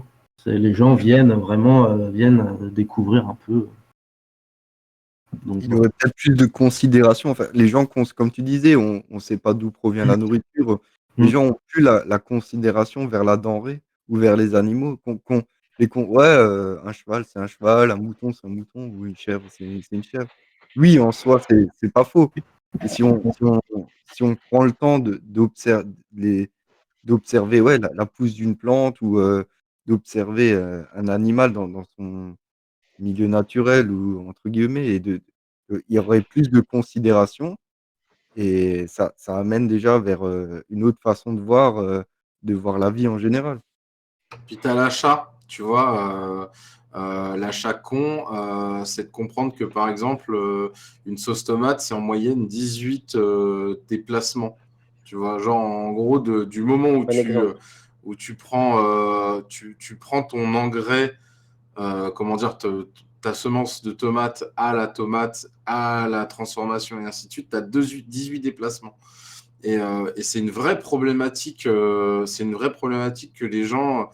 euh, c'est trop facile. En fait, la société est trop facile actuellement par rapport à ce genre de choses et tellement difficile à côté d'autres que, bah, évidemment, c'est trop simple de s'orienter vers là. Moi, je peux le comprendre, en fait. C'est très facile de comprendre ça. Une petite boîte de sauce tomate, et puis tu sais pas ce qu'il y a eu derrière, en fait. C'est un peu comme quand tu as ton téléphone dans ta poche, tu te rends pas compte. De tous les métaux, de la problématique qu'il y a eu de les extraire, de possiblement d'enfants qui se sont servis de trucs, etc. Tu prends ton téléphone, tu as possiblement du sang dessus. Enfin, mais Après, c'est trop facile. faut pas se culpabiliser dans cette démarche, mais faut au moins en prendre Oui, mais il conscience. faut y penser pour améliorer les choses. Mais prendre en compte que c'est pas facile d'arriver du moment où en fait tu as la facilité de faire genre passer ta carte bleue et c'est bon, tu as ton truc, tu vois, à prendre ton produit, le transformer toi-même, etc. Tu vois. Oui, bah oui, ce que je disais avant sur la facilité d'acheter son paquet de tabac, son paquet de clopes, alors que faire un semis de tabac, le planter, l'entretenir pendant la saison, le récolter, le sécher, ça c'est extrêmement chronophage. Ça demande de s'extraire du confort et peut-être l'humain, il est allé vers la procrastination, hein. Tout le monde en général est responsable de ça. On s'est laissé aller par le confort qu'on nous a proposé. Mais peut-être que Ouais. maintenant, ouais.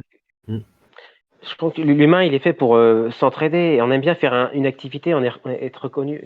On se spécialise souvent avec une seule chose, une culture, un animal. Et on est fait pour avoir des voisins. Et voilà, c'est comme ça que ça se faisait avant la guerre. Ils faisaient des jachères, ils avaient un cochon, une vache, des poules. Les jeunes couples, ils avaient rien au début, quasiment rien. Et puis tout doucement, ils s'amélioraient.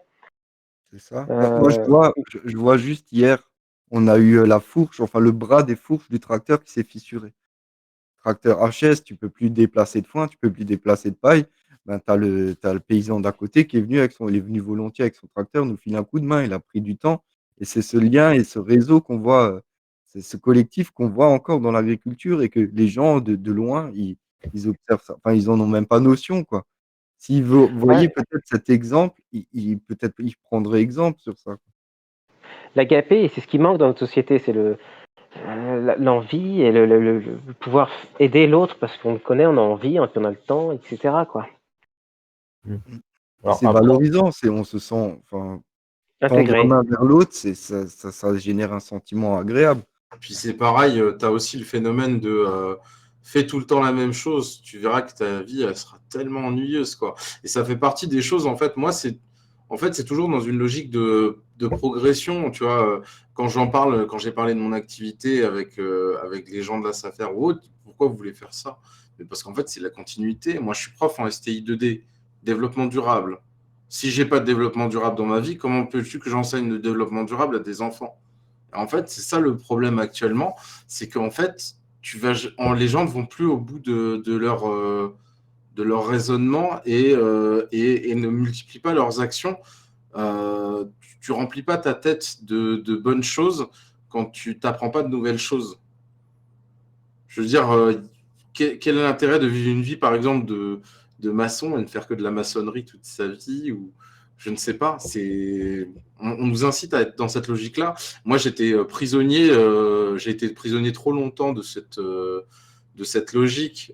J'étais chef de chantier et pendant 8-9 ans, j'ai fait que ça. Et puis, j'avais un BTS travaux publics, je n'avais que ça à faire de ma vie. Et en fait, le truc, c'est que je suis sorti. En fait, c'est pour ça, je fais toujours la pondération de ce truc-là. Je suis un exemple, je ne suis pas une valeur de preuve, mais j'ai arrêté. J'ai eu la chance de pouvoir d'avoir. Je veux dire, j'ai eu un accident du travail qui a fait que je ne pouvais plus faire mon métier. J'ai changé complètement de cadre de vie grâce en fait à un accident du travail. C'est l'inverse. J'ai changé ce truc-là en force. Et le truc, c'est que systématiquement, bah, quand j'étais chef de chantier, je me dis, mais en fait, je ne fais que ça, ma vie, c'est que ça, et je n'ai rien d'autre. Et puis, j'ai l'impression d'être lobotomisé. En fait, cultiver vos envies, etc., à travers ce genre de choses. C'est l'intérêt d'ailleurs du métier de l'agriculture, et c'est pour ça que je vous remercie aussi de le faire. C'est que, en gros, vous aussi, vous faites de tout, en fait, sans vous en rendre compte. Vous faites vraiment plein de choses. Vous n'êtes pas que juste faire pousser des légumes ou faire grandir des animaux pour nous les mettre dans les assiettes. Ouais, oui. Ouais, Bah, c'est plus, valorisant pour nous-mêmes en premier, merci. plus c'est redondant, plus c'est aliénant, quoi. Moins personne n'a envie de le faire. Et tu vois, le gars où j'ai fait le stage, une semaine pourtant, et en fait, il me disait, bah, tous les ans, c'est différent. Et donc, du coup, comme c'est différent, bah, en fait, tu ajustes et tu t'améliores. Tu ne peux que progresser, en fait, en étant dans une situation où tu n'es pas dans une situation confortable de construction. Faut s'adapter. Enfin, quand tu es restreint, quand tu es cloîtré dans un emploi comme le tien ou comme moi dans l'industrie pharma, ou même si c'était pas répétitif de jour en jour, tu as ta recette, tu fais ta tambouille, tu fais ton médoc, tu fractionnes ton plasma, tu en extrais les protéines, enfin bref. Et en fait, de semaine en semaine, ça se répète et tu es cloîtré. La hiérarchie te permet pas d'évoluer et on voit que tu es bon à un endroit, ben on te cloise. Ils ont pas d'intérêt à te faire évoluer parce qu'ils voient que tu es bon à un endroit. Donc, au bout d'un moment, ouais, cette redondance, ça fait que ça implose parce que tu as envie d'évoluer, tu as un besoin d'aller vers autre chose, mais on t'a cloisonné à ça. On t'a contraint à rester parce que tu es bon dans ce que tu fais, tu vas rester là. Alors que intérieurement, non, tu as envie de développer la variété de tes activités. Et c'est là où, ben, justement, l'agriculture ou cette connexion à la nature, elle permet cette diversité. Et même, c'est pas d'année en année, c'est de jour en jour. Surtout avec les animaux, tu as des surprises de jour en jour, hein. Voilà, c'est ça. Tu sais que le lendemain ou du matin pour le soir, ça va pas être pareil. Tu sais pas qu'est-ce qu'ils t'ont bricolé ou s'ils sont de bonne humeur aujourd'hui, ils vont un peu, tu vois, ça va couler ou des fois ils sont mal lunés. Ben voilà, ils ont. Enfin, Et puis c'est un c'est grand monde. pareil, hein, quand tu as des animaux, tu t'en occupes jour et nuit. C'est la particularité des animaux. Quand je repense à mon stage là, de 21h où on me disait, bah, moi, bah, j'ai toujours les animaux. Donc le truc est là, c'est que tu as aussi la partie vie familiale à gérer en parallèle. Et c'est compliqué de la gérer avec des personnes qui ne comprennent pas le statut d'agriculteur et la particularité vraiment particulière de ce domaine-là, quoi.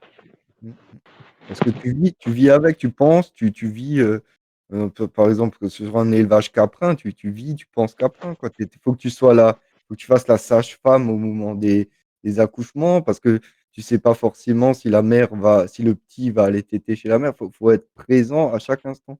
Et c'est à ce moment-là que tu commences à considérer et à faire la différence. Peut-être qu'elles se ressemblent, tu vois, une Saanen, ça ressemble à une Saanen, c'est des chèvres blanches, une race blanche, mais il y a rien qui ressemble de plus à une chèvre qu'une autre chèvre, et pourtant, en les connaissant, tu sais exactement leur caractère et tu commences à considérer autrement le vivant comme des individus sans rentrer dans la notion anthropomorphique où on leur attribue des attraits humains. Pas du tout, mais il y a quelque chose dans les animaux et dans tout le vivant en général qui se limite pas à l'aspect qu'on nous a décrit ou de ce qu'on nous a appris de ça. Et il y a vraiment autre chose et c'est vraiment qu'au contact de ça qu'on peut le découvrir et c'est une ressource et c'est une richesse incroyable.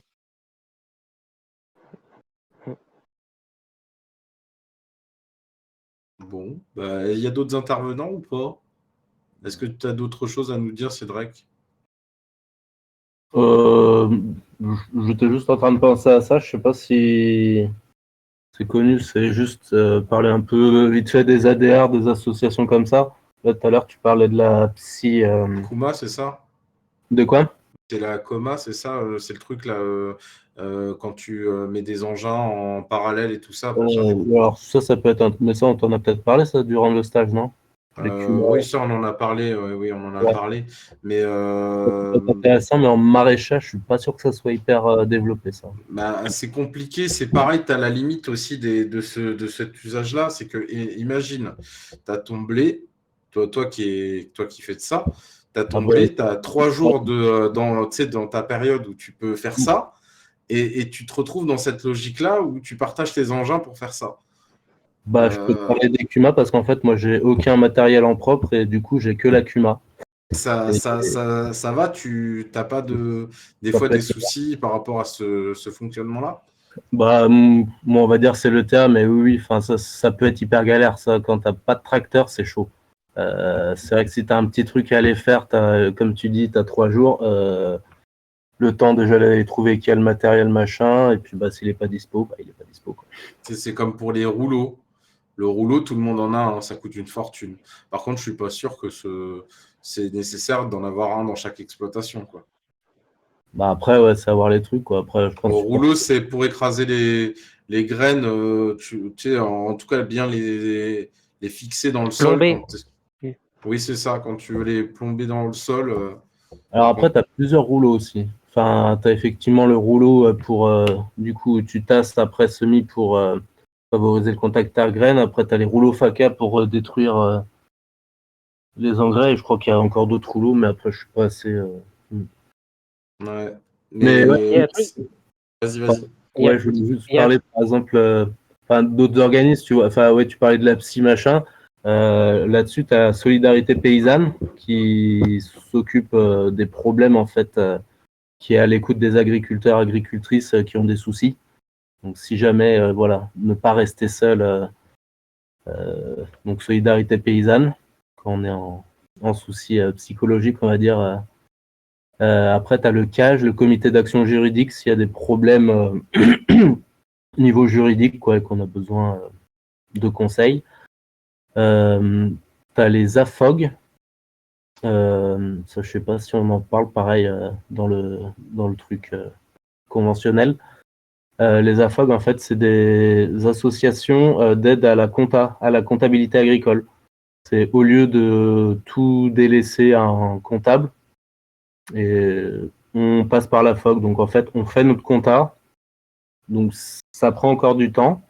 Donc, c'est un peu plus poussé qu'un cas qui a son comptable, quoi. Mais au moins, on sait ce qu'on fait, quoi. On sait ce qui sort, on sait ce qui rentre. On essaie de Tu comprendre un dépends peu. pas d'un comptable. Voilà. C'est très intéressant, en effet.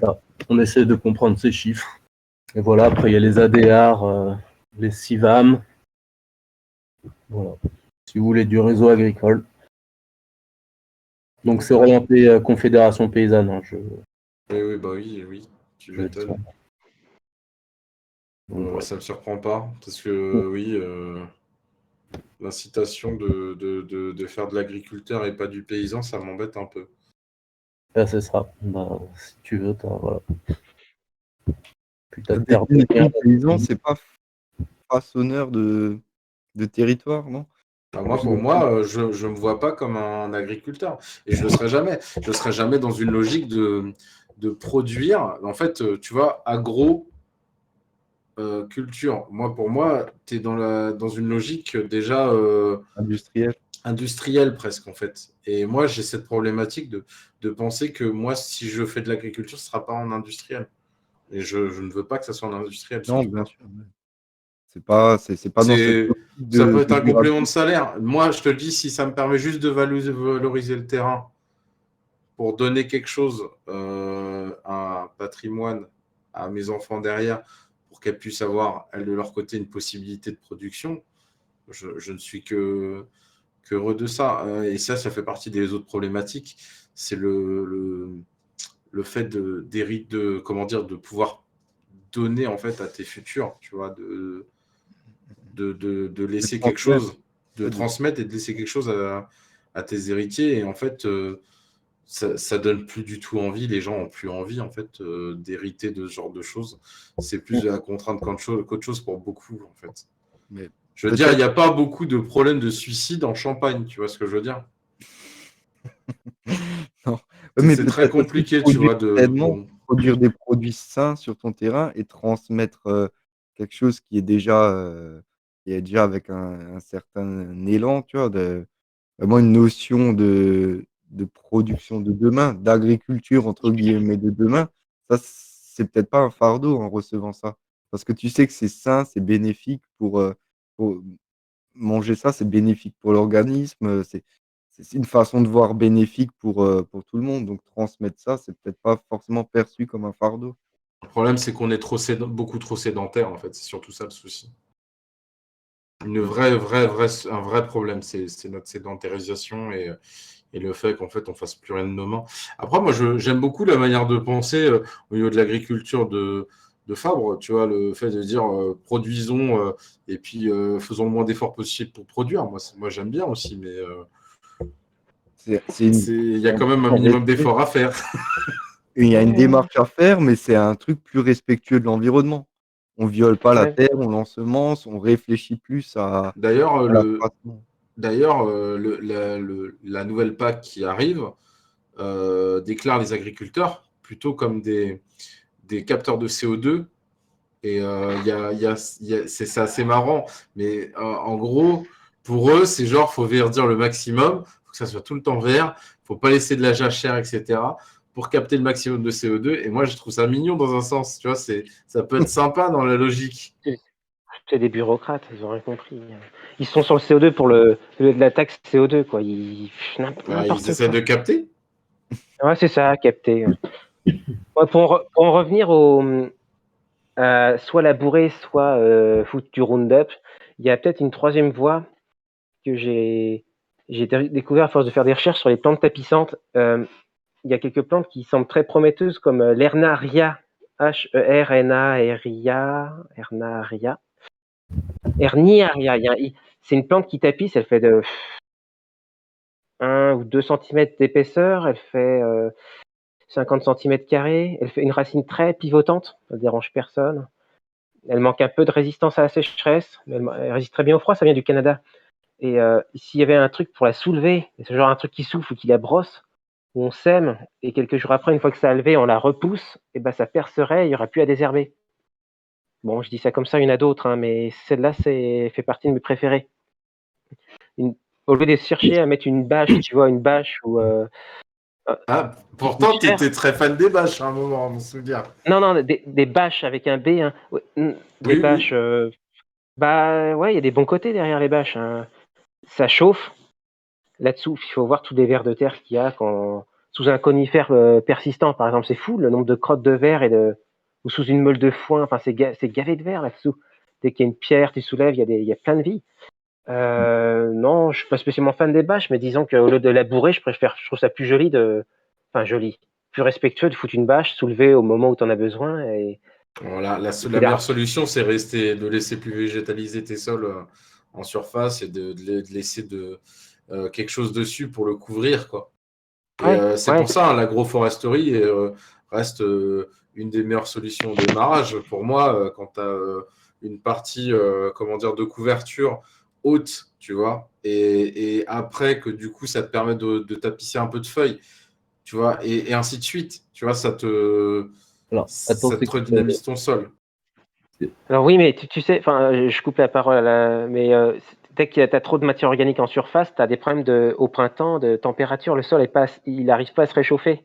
Donc la matière organique, c'est bien, Ouais, mais mais quand c'est il veut pour que ça ça qu'en chauffe, c'est fait, pas bien. quand je dis agroforesterie, je pense en zone de sous-bois. Parce que de toute manière, tu ne produis pas dans les bois, tu produis dans les sous-bois. Oui, Donc en fait, ouais. rien ne t'empêche, tu vois. J'en parlais tout à l'heure avec Monsieur Houtan, tu sais, de la possibilité aussi de faire du.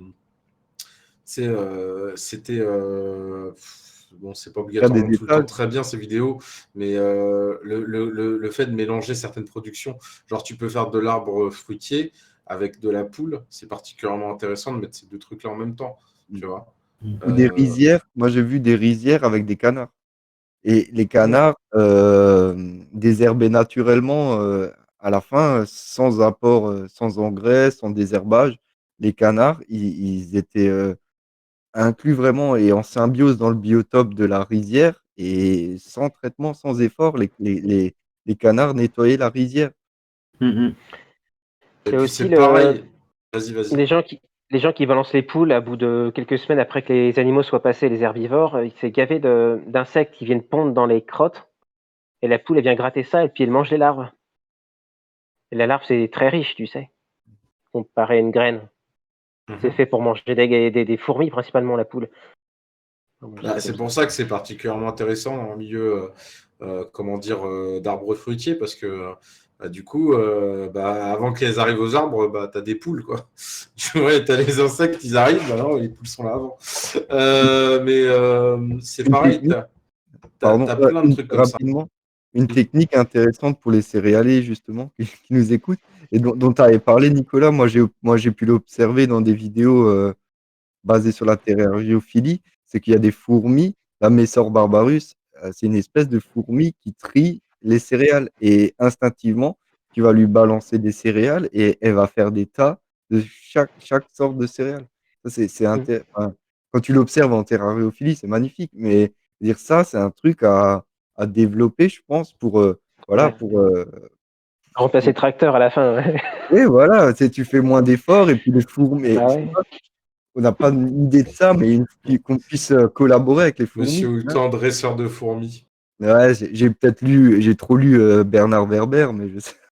Alors, attends, tu la placerais comment ta fourmi là Je n'ai pas compris. Pardon? Bah, il faudrait venir avec des fourmis artificielles, enfin dans des espaces artificiels, on les pose comme des ruches en fait, et puis tu mets les graines que tu veux dans une boîte, et puis elles vont se promener sur tant de mètres de distance pour ramener les graines, cette graine précise, hein, où elles enlèvent la balle et tout, et puis elles la mettent là où tu as mis ton tas initial.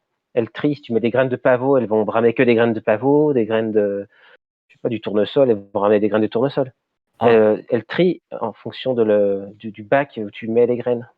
sinon on a des trieurs pour ça. Oui, bah, sûr, tes machines font le boulot, mais bon, elles demandent du pétrole qui vient de l'autre bout du monde. Il Mais y a bon, des c'est trieurs qu'une histoire. manuels aussi. Il y a encore beaucoup à faire, j'ai l'impression. Ouais. Pourtant, c'est pas comme si on faisait pas de l'agriculture depuis des Ouais. milliers d'années. Ouais, mais là le chemin, je veux dire, pour ceux qui ont déjà mis un premier pas sur le chemin, je pense que voilà, ça va être dur de faire marche arrière. Et puis voilà, si on peut juste diffuser le message, et si ça peut donner envie à des personnes de faire un pas sur ce chemin-là, sur cette façon de voir l'environnement qui nous entoure, ça peut que aller dans ce sens-là, où il Ah, faut aller, c'est impératif d'aller dans ce sens-là aujourd'hui, parce que sinon on va droit dans le mur, et puis on n'aura plus rien à manger, on va devoir manger. Enfin, voilà, personne n'a envie de manger des insectes, même si c'est pas ragoûtant, c'est plein de protéines, quoi. Mais c'est les gens sont croustillant. peut-être pas, sont pas encore prêts à manger des insectes, hein. Alors, il y a des endroits dans le monde où on les Bah, mange, hein. ouais, mais on Oui, n'est pas fait pour digérer l'espèce de carapace, la chitine qui est sur les. Il faudrait un acide pour le digérer. Sinon, ça pourrait être intéressant, ouais. Mais le problème, c'est la carapace des insectes. Ouais, l'exosquelette. Enfin, oui, l'exosquelette, ouais, oui. Par contre, je voulais revenir sur la plante couvrante dont tu parlais, Fab, parce que justement, dans mes champs, en fait, j'ai observé, il y a. C'est le mouron des oiseaux, un espèce de. Alors, il y a la renouée des oiseaux, oui, que moi je trouve sympa, qui normalement, enfin, moi, de ce que j'avais appris, on va dire, en BTS, enfin, tout ça, Ça pivote à fond et tout. ouais, tu veux virer de ton champ, quoi. Mais alors, c'est vrai que moi, par exemple, la renouée des oiseaux, c'est une plante qui, moi, me dérange pas, parce qu'en fait, elle va s'étaler sur le sol, elle va monter, enfin, elle va partir après la culture. Du coup, elle va pas faire trop chier la culture. Et en fait, elle va couvrir le sol sympa. Et j'ai une autre plante, alors ça que je connaissais Il y pas a le trop. pourpier, il y a le Ouais, pourpier qui est pas mal. Ouais. ouais. Alors moi, il y a un espèce de trèfle sauvage. Ça fait une petite plante rose qui arrive pareil en dessous le blé. Euh, Rose, ouais, d'accord. ça fait une petite, enfin, la fleur, on va dire, ça fait un truc un peu pompon, un petit pompon rose. Ça Ouais, reste ouais. ciblé, ça couvre hyper bien, Ouais, ouais, ouais. ça fait une putain de couverture et en plus c'est une légumineuse. Donc en fait ça me fait une espèce de culture associée naturelle. Je l'ai jamais planté, c'est venu là spontanément et ça ouais ça me couvre le sol, ça me fait ça me fait une légumineuse donc synthétise l'azote quoi. Et ouais je trouve ça super cool. Donc en fait voilà il y a des fois il y a pas besoin forcément de vouloir désherber. Alors ça dépend des trucs hein, parce que j'ai aussi des chardons qui eux m'emmerdent un peu plus. Mais voilà, il y a une symbiose, enfin, il y a une certaine acceptation aussi des plantes à revoir. Oui, t'as une autre plante, je sais plus comment elle s'appelle, qui te permet aussi, tu sais, tout ce qui est campagnol et tout ça, tu réduis drastiquement les populations de campagnols quand t'en Le fous dans forbe, tes. Comment t'as dit? le forbe. Ça me Oula. parle pas sous ce nom-là. Alors, par contre, le phare, je trouve qu'elle est toxique, donc Ouais, Et ouais. t'as des plantes non toxiques qui se. C'est juste histoire de faire ta couverture de verre entre deux plantations bon, regarde. qui peuvent être utiles. Donc voilà. Bon, bah, on arrive un petit peu à 23h20. Tu m'as dit que tu voulais jusqu'à 23h. Ouais. Est-ce que vous avez des questions encore dans le chat ou dans les chats? Ou est-ce que on va se donner le petit dernier mot de la fin? Ben, ouais, je pense que le chat est assez calme. Moi, Oui, je pense qu'ils se sont tous endormis. Non, mais non, non, mais ouais, moi je conclurai alors par, je remercie déjà les universités populaires hein, de nous avoir donné ce temps de parole parce que voilà, c'était important de s'exprimer. Voilà, en plus de tous les sujets évoqués cette semaine, c'est un sujet important à mon sens sur pour justement pour diffuser ce message et pour aller vers un changement de paradigme, si on peut dire, même si c'est un mot assez galvanisé aujourd'hui. C'est important aujourd'hui afin de ne pas se diriger vers une hécatombe de la société, qu'on revoie notre façon de penser, notre lien avec le monde qui nous entoure. Et puis voilà, si ça peut encourager et peut-être voilà, je dirais encourager peut-être les gens ou pour se dire que c'est pas aussi compliqué qu'on croit pour aller vers cette démarche de productivité saine et durable. Merci à tout le monde. Ok. Je te laisse le dernier mot. Fabre. Ah, bah, moi je trouve qu'en ville, tout est cher. Les matériaux, tu peux rien faire. Alors que dans la nature, tu as des pierres, t'as tout, il y a tout. Qu'est-ce que tu veux ça n'a pas d'avenir ce truc. Tout est cher, tout est. Puis tu vas à Artificiel. l'école, tu sors de l'école, tu sais rien faire. Tu sais pas changer une roue, tu sais pas vider un évier, tu sais rien faire. Alors que tu sors de la campagne, tu sais tout faire. Un fils d'agriculteur, ça sait souder, ça sait faire de la mécanique, ça sait réparer une voiture. Enfin, voilà. En ville, voilà, ça n'a pas d'avenir ce truc. C'est pour les. Tu deviens un humain domestique, tu vois. Enfin bon, c'est n'importe quoi ce machin. Ça va on va tous crever avec cette histoire. Si tout le monde continue à se reproduire comme ça, comme des bactéries dans un endroit comme ça. L'offre et la demande, c'est un truc empirique. Hein, c'est une catastrophe, c'est un vrai cancer. Enfin, c'est mon point de vue. Voilà ce que j'ai à dire. Franchement, faut pas avoir de d'âme pour vivre là-dedans. Franchement, comparé à la nature, tu sais, c'est magnifique la nature. C'est calme, c'est beau, c'est naturel. On vient de là. Enfin, C'est stupéfiant. Ouais, c'est du bon sens en fait. Enfin, à un moment, faut se bouger le cul, quoi. Même s'il faut. Enfin voilà, moi, franchement, j'étais prêt à vivre clochard, mais dans la nature, hein, clairement. Mais il y a un très bon livre qui vient de sortir, ça s'appelle L'homme. Attendez un instant. Où un mec, il a vécu 7 ans dans la forêt, quoi, en se nourrissant. Il n'était pas toujours dans son meilleur état, mais il a vécu 7 ans dans les bois, quoi. Et Ouais. puis, c'est possible. L'exemple qui fait pas valeur de preuve, quoi. Non, mais voilà, il raconte dans son Heureusement, chemin. heureusement, il a survécu pendant 7 ans, parce que sinon, il serait mort. Il a Non, pas mais pu il est écrire allé son petit à livre. petit. Il est allé petit à petit et il a réussi. Il est quand même en vie, quoi. Après ces 7 ans, il est pas mort de faim. Il est pas mort d'ennui. Je sais pas. Je pense pas que son téléphone lui a manqué ou un McDo de temps en temps ça lui a manqué. Non, tu vois. Il est quand même en vie. Donc c'est pour preuve que il est pas mort après avoir vécu ces 7 ans dans la forêt. Il est pas mort. Donc il y a peut-être des solutions à envisager. Mhm. Ouais. Bon, bah, merci à vous pour la discussion. C'était plutôt intéressant. J'espère que ça a intéressé les gens qui ont suivi. C'est peut-être ça le plus intéressant et le plus important. Moi, je dirais pas que c'est aussi facile que ça. Je n'irais pas non plus jusqu'à lutter contre la ville contre, comme Don Quichotte, tu vois, j'arriverais pas non plus. Faut Mais pas lutter.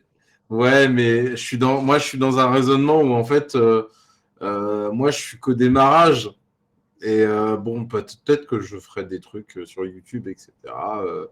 Pour montrer ce que ça avance, comment ça se passe, etc. En plus et tout. Mais Ce il sera en tes est premières que... groupies. Ah, ça sera gentil, merci. Mais il en est que quand tu regardes bien pour l'instant, je suis vraiment encore déjà mal placé pour parler, mais j'ai quand même pu parler un petit peu. Mais je veux dire, c'est pas en restant résigné et en ne faisant rien qu'on peut avancer et faire avancer la Clairement, clairement. situation globale. Et c'est peut-être ça le truc sur lequel je voudrais revenir en priorité, c'est de dire que finalement, déjà, faut commencer par réfléchir à possiblement faire les choses avant de se mettre dans une situation aussi complexe. C'est ça. Parce qu'on a fait le constat qui peut être, on a parlé beaucoup de constats de ce qui fonctionne pas, ça peut être désolant, mais il faut pas en rester là-dessus. Maintenant qu'on a conscience, c'est maintenant se dire vers quoi on va et comment y aller et allons-y, quoi. Les deux sont intéressants. Faut regarder ce qui va pas et voir ce qui fonctionne aussi, hein. Oui, oui, faut pas tout rejeter, on peut pas tout rejeter vu qu'on est là, on va pas tout rejeter du Mhm. système.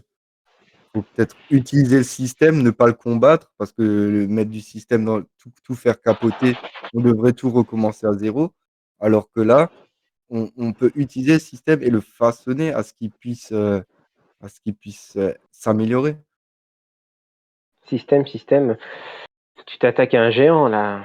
Oui, Faut un mouvement à notre niveau, c'est un mouvement culturel qui change les choses, structurellement les choses, tu vois.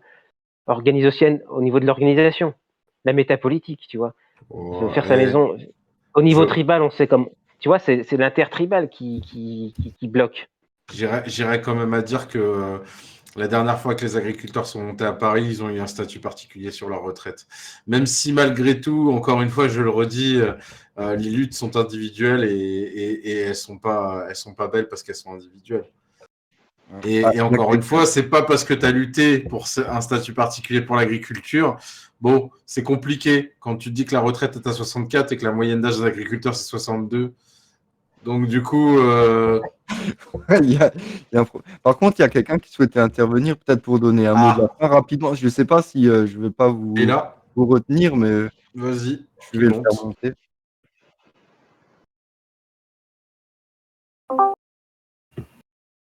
Salut Philippe Pépé. Yo, yo les campagnards. J'interviens en tant que citadin là. Donc, par rapport aux propos qui ont été dits, c'est difficile ça peut être difficile de partir, hein. Moi, j'ai été un petit peu en région Et j'aurais bien aimé bouger de Paris. Simplement, quand tu as commencé à construire ta vie, par exemple, je donne un exemple tout bête, c'est le mien. Hein, tu as une femme, tu es séparé, tu as une fille. Et ben, c'est difficile de bouger à deux. Du coup, Mmh. voilà des raisons. Après, il y en a d'autres que je peux imaginer, des gens qui ont une situation, qui ont toujours vécu à la ville et qui ne peuvent pas perdre peut-être, qui ont des crédits. Enfin, il y a pas mal de situations, donc il faut les Je sais bien. considérer et tout en respectant vos démarches et bravo à vous. Hein. Ah ouais, je comprends très bien. On vient tous de la ville, de toute façon, hein. À part peut-être certains, mais Il y en a beaucoup qui en sont partis pendant une période, donc il y a plus de chances que tu en reviennes maintenant parce qu'il y a quand même beaucoup de citadins. bah, une personne sur 5 est à Paris, puis après, tu as toutes les grandes villes et finalement, il y a pas grand monde dans les campagnes, quoi, finalement. Enfin, d'agriculteurs, enfin, qui sait de faire quelque chose. Enfin, de produire un peu, quoi. Ça fait vraiment pas grand monde, hein.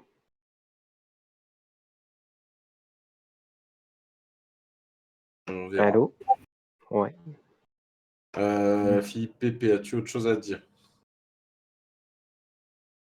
Ah, on l'a plus. Voilà, après, c'est clair Ah, qu'on il est Après, c'est clair qu'on n'a aucune notion de tout ce qui est alimentaire. On va dans le magasin, même quand j'étais en région, un peu plus parce qu'effectivement, on est en proximité. Mais en ville, c'est complètement. On est hors sol hein, par rapport à toutes vos préoccupations, par rapport à la bouffe. On essaye d'acheter un peu bio pour certains, ceux qui peuvent un peu se le permettre. Mais franchement, c'est vrai qu'on est complètement hors sol. Hein, on est complètement déconnecté. Qu'est-ce que t'appelles acheter bio? S'il te plaît. De quoi? Ouais, du bio grande surface. Pour Tu pas vas chez dépenser. Biocop, c'est ça? Mais regarde l'autre comme il est médisant, quoi. faudrait J'irais bien acheter. 300 faudrait J'irais bien 310 acheter des trucs mètres chez toi. carrés pour, faire un pain par semaine sur une année, il faudrait 310 mètres carrés. 310 mètres carrés, je sais pas ce que ça fait en art, mais bon. Une art, Pour c'est quoi? faire, C'est 1000 mètres carrés, non? C'est pour ça? faire quoi? Tu disais, Nico? C'est ça. Je disais, il faut bah, c'est dans un bouquin, il disait il fallait 310 mètres carrés pour faire un pain par semaine sur une année. Ça me paraît, c'est pas si énorme, hein? Attends, un pain par semaine? Un Ouais. pain de 1 kilo? Ah ça, j'en sais rien. Par contre, les quantités, c'était des chiffres bien vagues. Parce que la baguette, elle fait pas 1 kilo. Hein. Non, elle fait C'est sûr. 250. Si tu fais 1 kilo de pain par semaine, 1 kilo de pain, ça fait 1 kilo de blé. Le pesto qui dit une art égale 100 mètres carrés. Donc du coup, en effet, ça ferait ok 3 heures. Ça fait quoi? Ça fait 52 kilos de blé. Après, il faudrait convertir. On fait En farine. on fait entre 2 et 3 tonnes de blé en bio, en moyenne par hectare. Donc après, ouais, faut C'est pas convertir plus que ça? en bio. 2-3 tonnes? Ça fait pas la, beaucoup. Hein. ouais, la moyenne, je crois, c'est 35 moyenne nationale. Et en tradi? 60-70, enfin 6 à 7 tonnes. C'est ça, ouais, c'est plutôt à 6 à 7 tonnes que j'étais plutôt. Ouais. Mais ça, c'est conventionnel du coup, D'accord. avec les Ça, engrais. c'est comme quoi, tu vois, hein, le rendement bio, non bio, il y a quand même un sacré écart. Hein. En céréales, ouais, je crois qu'en légumes, c'est un peu moins vénère. Mais... C'est même, ça dépendait quoi, hein, parce que je te dirais, moi où je suis allé en stage, le gars, il mettait aucun entrant, à part du compost, et il sortait des rendements qui étaient vraiment bien. Ouais, c'est ça, ouais, c'est plus les céréales. Après, je voudrais vous inviter quand même à, comment dire, vous êtes souvent dans des petites communes, vous avez des maires qui n'ont pas beaucoup de pouvoir. Moi, je vous invite vraiment à militer pour la capacité d'intervenir vous-même sur les décisions locales, municipales, c'est-à-dire avec le référendum d'initiative citoyenne, dans la mesure où je ne vois pas comment on peut sinon prendre du pouvoir. Et je pense que vous dépendez aussi de vos mairies, parce que je pense qu'il y a pas mal d'autorisations, il y a pas mal de, j'imagine, des contraintes au niveau ou des autorisations à avoir au niveau de la mairie ou de l'administration. Et je pense que vous avez tout autant un rôle à jouer que ceux qui peuvent faire ça de façon un peu plus un peu plus, qui ont plus de temps pour s'en occuper et pour militer là-dessus. Je pense que localement, vous avez un rôle possible auprès des gens qui sont autour de vous. Je sais que vous n'avez pas envie de faire de politique, hein, mais je le comprends. Mais là, c'est de la politique citoyenne, c'est les droits et les devoirs, bah, c'est peut-être aussi un peu s'occuper de ça. Je sais que vous avez autre chose à faire et vous nous nourrissez, bravo. Mais je pense que voilà, chacun de nous doit avoir un petit rôle à ce niveau-là. Et c'est capital parce que l'autonomie, la capacité de décision, de réalisation au niveau de chaque coin de France, eh ben, elle dépend malheureusement des politiques actuelles. Et si on veut changer ça, il n'y a pas, je ne sais pas comment faire autrement quoi, aujourd'hui. Au niveau politique, ouais, la première action à démarcher, ça serait peut-être de faire des décrets ou de rendre plus facile l'accès à la terre sans toutes ces démarches, sans ces intermédiaires, sans tous ces intermédiaires dont on parlait avant. C'est même autour des villes, hein, autour des villes, au-delà des barres d'immeubles, il y a tellement de terrains disponibles, justement utilisés par la monoculture intensive et la répartition des terres, ça serait un moyen pour tous de pouvoir, aller vers ce retour à la terre dont on évoquait. C'est assez rigolo d'ailleurs ça parce que quand tu regardes bien, il y a plein de zones. Moi avant j'étais dans le 78, dans une barre HLM construite dans les années 60. Et je regardais par la fenêtre de ma chambre, j'ai un énorme champ derrière, j'ai des espaces verts un peu partout, etc. Et en fait, bah, rien ne se fait presque dessus. En fait. La vie, en fait, il n'y a pas sa place. J'ai trouvé que peut-être avec le confinement, un peu plus de vie du végétal et du monde animal, j'ai trouvé qu'il y avait un peu plus de vie animale, etc. Tu as revu des crapauds monter de la mare qui était peut-être 600 mètres en dessous. Tu as des chauves-souris maintenant parce que ils ont mis des lampadaires merdiques qui font trop de lumière la nuit. Du coup, bah, il y a des insectes autour de ces lampadaires-là. Donc, ils ont mis des petites boîtes à chauves-souris. Enfin bon, il y a un peu de vie qui revient, mais c'est pas encore tout à fait ça non plus, quoi. C'est pas très rationnel tout ça. Mais les solutions passent avant tout, ouais, par cette reconnexion au vivant et la symbiose qu'on peut effectuer avec, la biosphère, hein, la faune et la flore. Mais voilà, en la respectant, en posant un autre regard dessus, à mon Avant sens. la guerre, c'était bien fait, les jachères, là, ils tuaient une prairie, et puis au bout de 7 ans, je crois qu'ils jusqu'à 7 ans, ils y touchaient pas, à la prairie qu'ils avaient utilisée une fois. C'était parfait le système, il y avait rien à rajouter, quoi.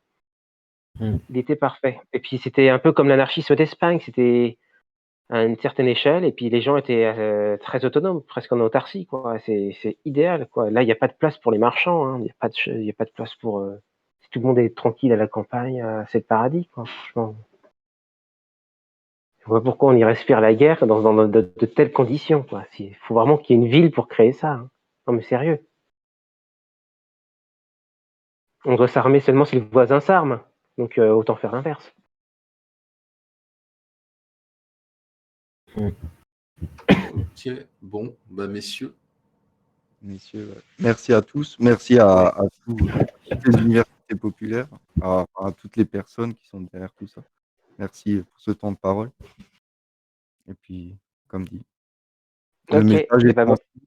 Le message est ok, transmis, voilà. bonne soirée. Bonne Merci à soirée à tous. tous. Salut, merci à tous. Allez, au revoir.